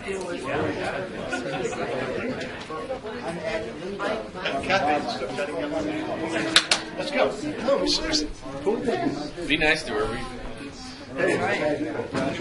Thank you. Did you send? You know, when you said that about the budget, I was worried that maybe my pages didn't have the budget, but apparently they weren't there.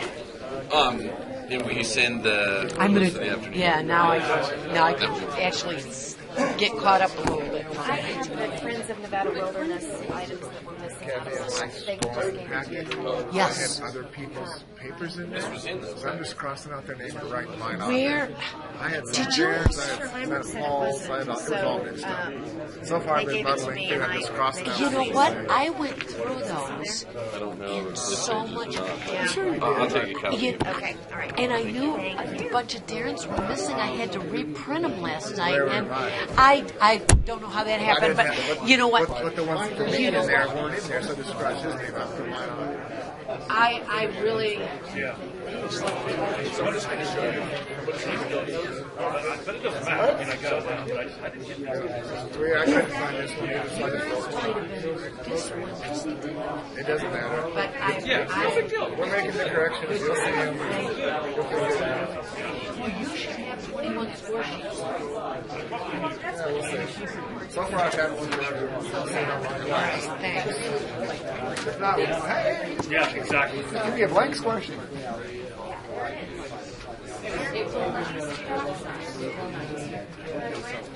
All right, guys, lunch.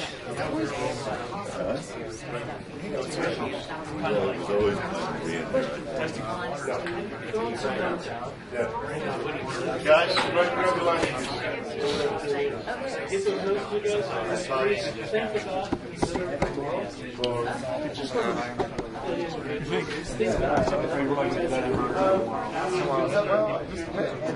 If we all put in our score sheets and see how they average out, then that's the start. I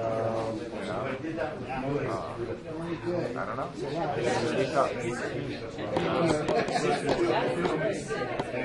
I'm glad the skate lowered theirs, you know. But I think that someone's going high enough that we, you know, officers are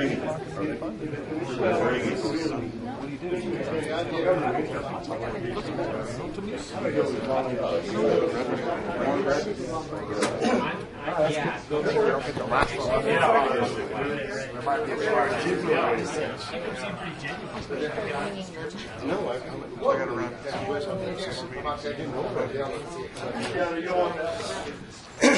All right, are you an specialist? Yes, specialist. Oh, that's good. Because they just ordered their packages. Yeah, the company. Company coming to. No.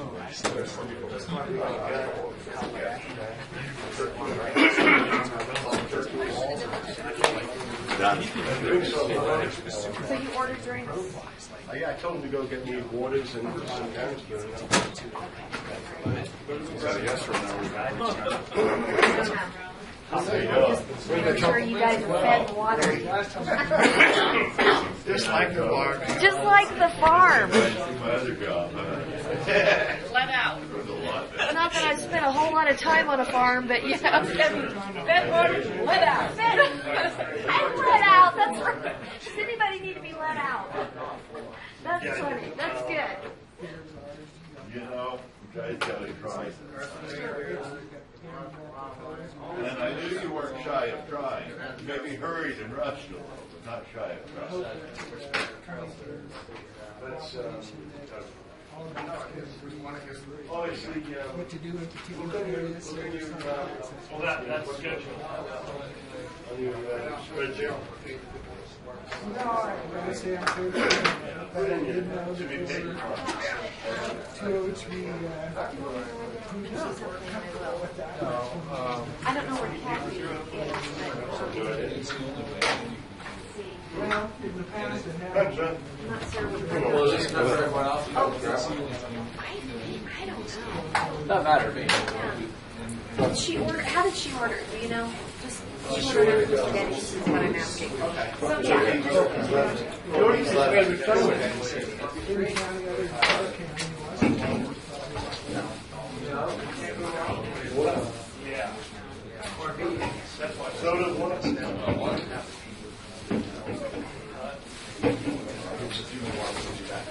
Okay, water, soda, Water. incoming. Got it. I'll be nice. There's one for you. There is? Yeah. Oh, you're kidding. Sure. Paul, just go eat.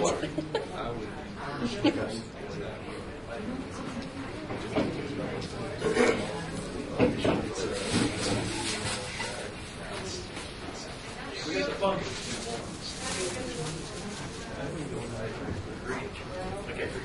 We do not have to fund them all. We can turn around. We don't need much to fund. We can fund 3 to 4. We can fund 14. Right. Yeah.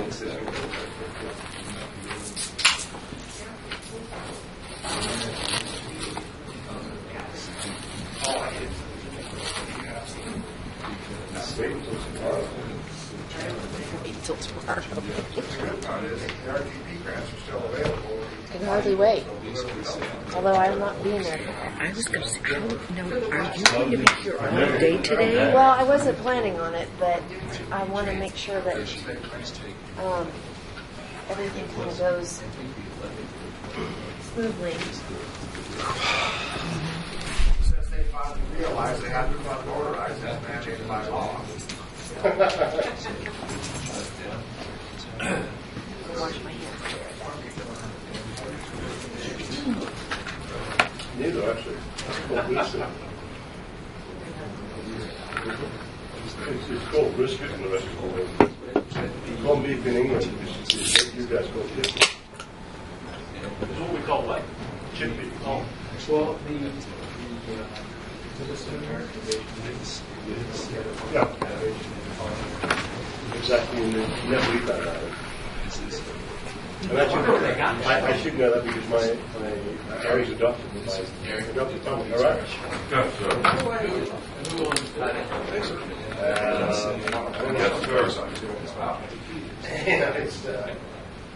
It did. Very easy. Very Go to bread.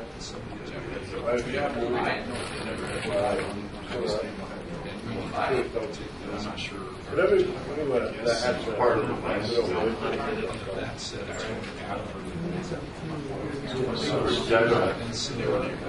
It is part of that landfill to keep the area salary.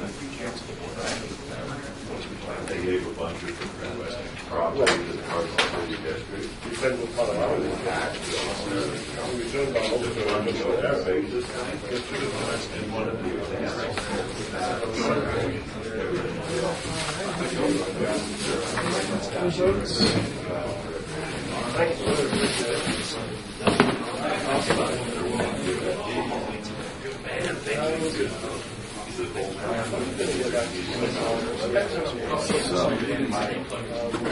So by chance, somebody see a bill on it? There was. I got it.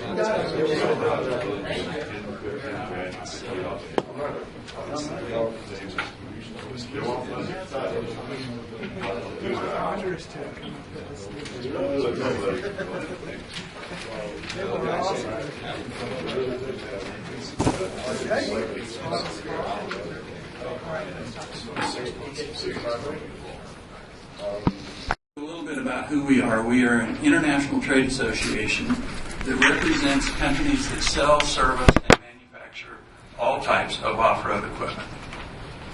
We're in our teen years. We're getting ready to celebrate our 14th birthday. We're very excited about the direction that we're headed and providing services for our industry members all over the world. What we are discovering, am I close enough? Yes. What we are discovering as we move forward in the land use business, that a lot of the components that are required under NEPA and travel management and rulings from different government agencies require an economic component. The other thing that we discovered in this economic component is that these agencies do not have the ability to provide the proper numbers that go with those reports. We found them somewhat short in many areas.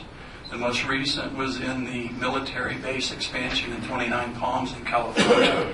The BLM records were only about 10% of what the actual contribution was to the state and local economy. So with that said, as we begin to move through the political process in the expansion of that base, we went to Congress and presented to Congress what we found through our research that was independent of the BLM, the state, and everyone else, that was verified by proper organizations that do only this kind of work, that there's a component that's missing. So they now recognize the fact that when we look at either congressional, state, or local legislation and work that works towards implementing any of these government programs, there is that component that has to be included. So the reason that we're reaching out in Nevada is that Nevada is a key state. This program is new here. We've been involved in New York, Colorado, California, and other states with similar processes. We are also a component of the Motorcycle Industry Council. They're one of our strong partners, and the Specialty Equipment Marketing Association, probably better known as SEMA. We think that here in Nevada there is a terrific opportunity to help this commission and this state provide the proper information as to how all forms of motorized recreation contribute to the economy here. It is extremely important, especially when you look at the fact that we've heard from hunters, fishermen, and other people who use motorized recreation, but there are ranchers, farmers, all of those things that go on. We're not even sure that they're capturing all of the information that is available through the events that go on by the professional promoters, including SEMA. SEMA has an entire floor at their huge show in Las Vegas that is dedicated to nothing other than power sports. That impact to the Las Vegas area, just on that show alone, is worth millions. That is not being reported anywhere. So our position is that we're going to move forward with gathering data from all of those components so that we can prepare a statement that will stand up in the scrutiny of the agencies, whether they be federal or state, the legislators, federal and state, so that there is a key component that brings about all of the information necessary in completing these projects. We have found them to be successful in Colorado. We have found them to be successful in New York, New Hampshire, and we have been contacted by California State Parks to start the process there. So with that said, I believe most of the other information is in the packet that I provided. I wanted to maintain complete independence from all agencies, including the state, so I did not submit any letters from agencies supporting this position. All righty. Members of the commission. Oh, Mr. Richardson, what a surprise. Good. It's like that talk on Kettle Black. Jim Richardson, Commission. You're a lobbyist, as I understand how things are coming to me right now. And that's not a bad thing. I'm just guessing. So we give you the amount of money, or to grant you the amount. Where's the value added, and who are you providing a service to? Is it to the commission, or to the road-going public, or the off-road going public? Where's that $40,000 figure? Where's it going? Okay. I am not a registered lobbyist, but actually we do a lot of lobby work, or we call it education in our business. We hire professional lobbyists to do this work, but the end product will go to all of the things that you named. It will go to the state of Nevada. It will go to the federal government. It will go to the industry. It will go to the end user groups. Because when you're looking at, for example, the BLM's travel management plan, a key component of that plan is going to be the socioeconomic component. No one has covered that properly in the past. That is our goal in this process, is to cover that so that anyone can use that information to direct their comments towards that agency and make them complete. We also want to make sure that the data cannot be refuted. It's one of the reasons we don't do it. We don't let the manufacturers do it. We hire an independent group to do that work and develop that data. Mr. Lambert? Commissioner Lambert, for the record, first I'd like to thank Fred and his organization for the work that they do in Nevada. we've benefited greatly by Jeff Knoll moving to Nevada and his promise to work more in Nevada than those people in California. Of course, his board probably doesn't count. I can tell you that one of the best things that I've done for OHV in recent times was seeing all of the Senate Transportation and Assembly people and talking to them at length about this. I can also tell you that based on the memo that I had taken to the Senate, that it is now part of the resource management plan scenario for the Carson District Office, and that it will affect having new numbers as to what we may be able to argue to keep closed. So most everything he said I can back up through personal meetings. I don't know what he would do with it, but I'd run to the governor's office, the senator's office, the assemblyman's office, the congressman's office, and sit down and say, look, we can't. That's what I'd do, but I don't know what he does. Thanks. You're welcome. Just a quick comment, if I may. This document will be, as I said, prepared in conjunction with other states. We oftentimes see either a national number that sometimes doesn't drill down. It also doesn't move down to recreation, motorized recreation. It may just say recreation in general. This document is about motorized recreation. Thank you. Any further questions? Jim Richardson, Commissioner. How many people will this amount get us? What's the employee? I mean, how many employees do you have? What do we? One people, two people? What are we talking? For this particular project, this would be probably 4, maybe 5. For how long? It will be not full-time, part-time for a year. Thank you. Anyone else? Yes, Mr. McKay? For the record, I've known Fred for 10, 12 years now. He's been president of California Nevada Snowmobile Association. He's done great work for both states. And actually tomorrow we're committed in the basin on a travel management plan. But I think a study such as this would be the fourth leg of the stool that we need for this state. And regardless of what happens tomorrow, I would like to see this project go forward. Personally would like to become involved in it, both financially and time-wise. I think it's that important. What's that? You're going to fund it? I'm not going to fund it. Okay. I'll fund part of it, but I'm not going to fund all of it. We do need an economic impact study. I mean, I can tell you that from experience. I can tell you that from my experience in the legislature.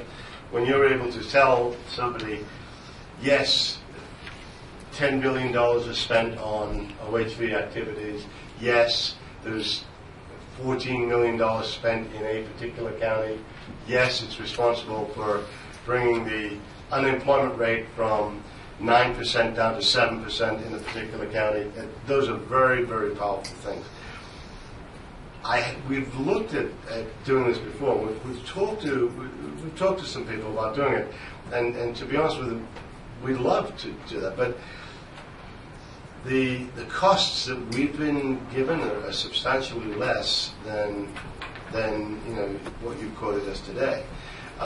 Is there a fee that's coming out that's going to your organization? Is there a better way to do a pass-through? Is there a way to cut the cost? Well, with Chief? I'm not familiar with everything that was in the way in which you approached the earlier, sure. But I am using the same group. I kind of got the impression without seeing the documents that a good part of that may have been some volunteer time. We do this for a living. And what we have found out is, and I'm not being to be ugly or ornery, but when you pay peanuts, you get monkeys. And this has to be credible. And there's nothing against volunteers. We work with them on a daily basis. But frankly, when it comes to a credible document that you're going to move in this state's capital or anywhere else, it costs money. The Colorado document is well over $80,000. The New York document was $120,000. So to get a credible document, you've got to step up to the plate and do what's necessary.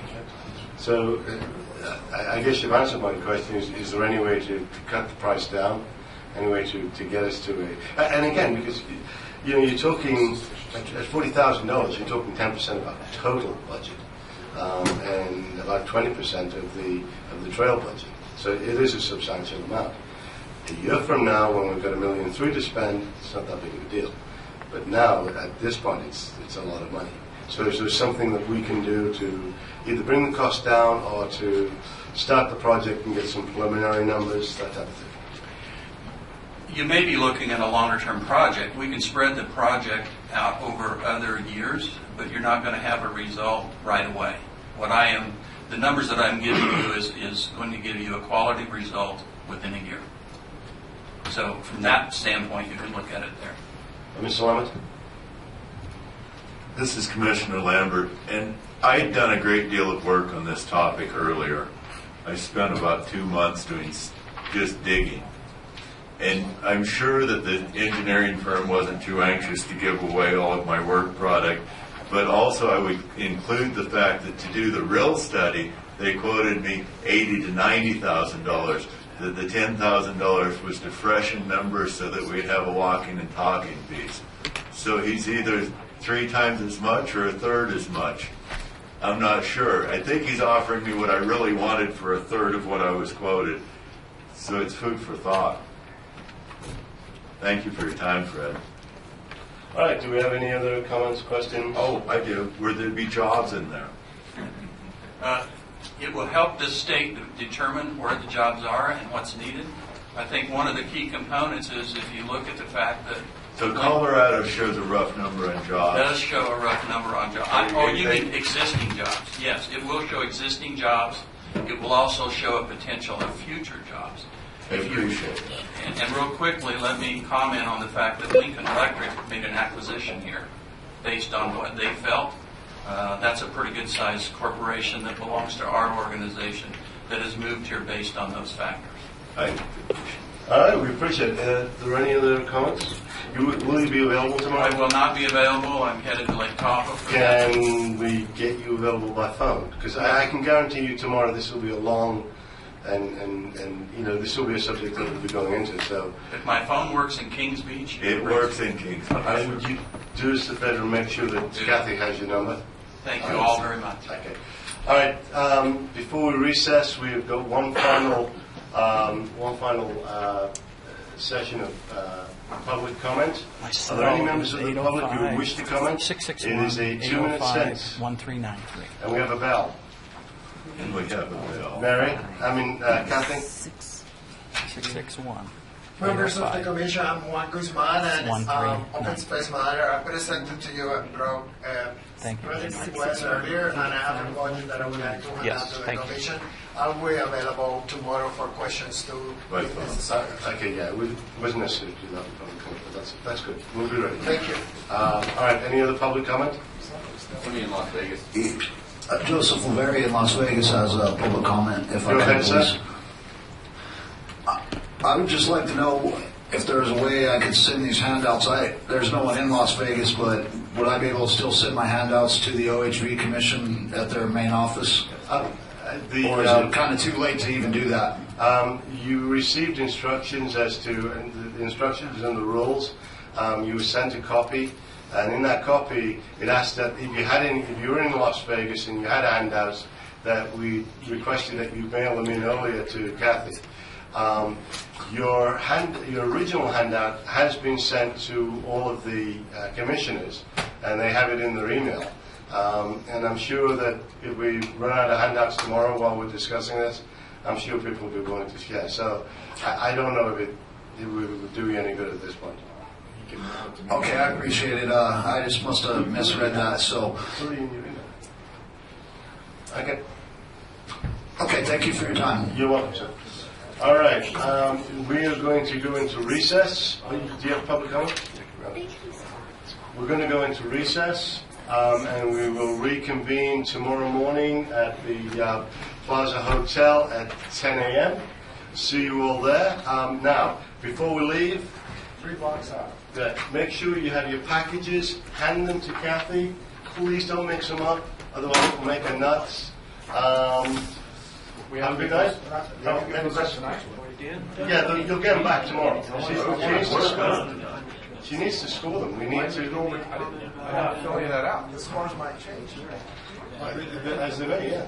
So we do need to have them scored so that you know what the scores are. Otherwise, we need to score them all. All right, well, let me ask you this. Let me ask you. No, the totals are good. Let me ask you this. You haven't worked in it. Can you have them ready by 9 o'clock tomorrow? To what extent? Well, no, you'll get them back to respond, but we need to publish something. We need to publish a score. I can have it for it. No, she takes all of the score. What's going to, John, please? All right. What's going to happen is the sheets are all added up, and then there's a score sheet that goes to the total for each project. Gentlemen, could I ask you to either take it outside or be quiet? We'll get a total for each project. Then you get these back, and if you want to reconsider your score or do something with it, you can. But we have to be able to publish a score. I didn't get schooled on how to use that form at all, so I'm not even. All right. Well, what I'm asking you is, can you do your scoring by 9 o'clock tomorrow? Again. Okay. Hold on a second.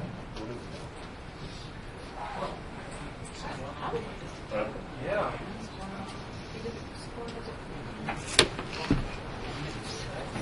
Okay, what we're going to do after talking to council, we're going to go ahead. If you want to hang on to them, and we'll try and score them tomorrow as we go through them. I would like to talk about them all. Well, we will, but yeah. I mean, the score isn't the be-all and end-all. The score is just to give people an idea of where they stand. And when we start to discuss them, obviously we would discuss, instead of discussing 21 in full thing, we discuss the highly scored ones first, and then sort of work down. So, okay, so we will see you all at 10 o'clock tomorrow morning. Thanks. You just said to your job.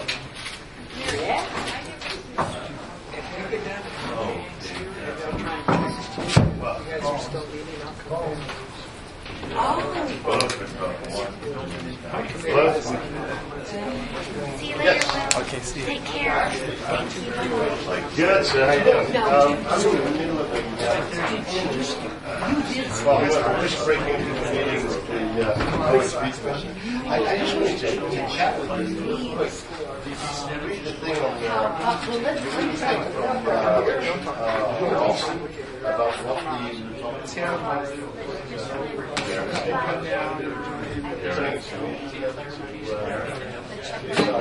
What time are I have no idea. But you won't be able to see me first thing in the morning. That's why I'm wondering. Okay. I want to make sure that you just look at what I did last year. You're asking for it. And then get it to me before you do your thing. I want to break out of that. Because at one point, yes,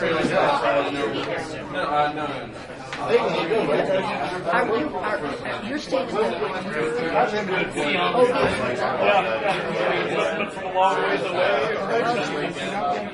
Okay, if I do. Okay, thank you. It was good to meet you. Yeah, we're all in the major learning curve. Yeah, you're doing fine.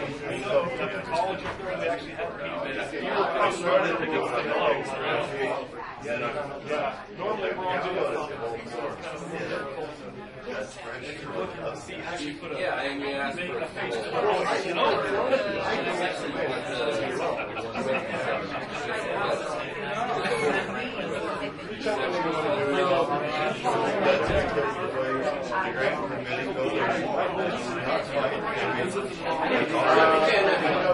I'll do what I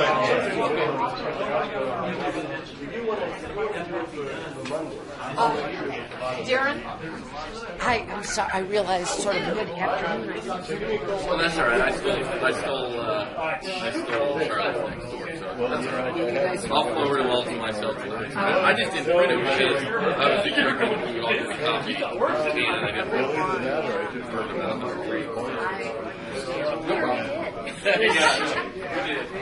Kathy, Yes. if you can by tomorrow, pull up and print whatever you got. Since you'll be an independent contractor now. I know that I need to do that.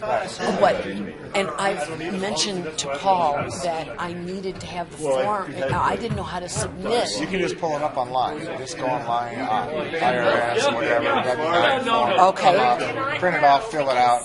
Basically, name, address, Okay. social security number. Okay. All it is. Great. Really one And page. there's also all the hours that I worked this month. And You can write them out by hand if you have to. Okay, sounds good. okay. Yeah, if you grab those, make sure you grab those. I don't know what we're going to do about scoring. Because if we score it afterwards, it's like, because we've got a whole thing on if you're appealing your school. Yeah, they were supposed to be scored individually. Right. Then, based on the presentation, did you want to change your score? Right. You know, but And people didn't have them done individually, so we better do that. Paul, there's a couple of things I need to talk to you All about right, before we go. really quick. Very, very quick. Number one, Mary, I'm sorry, Sue. Yeah, no, that's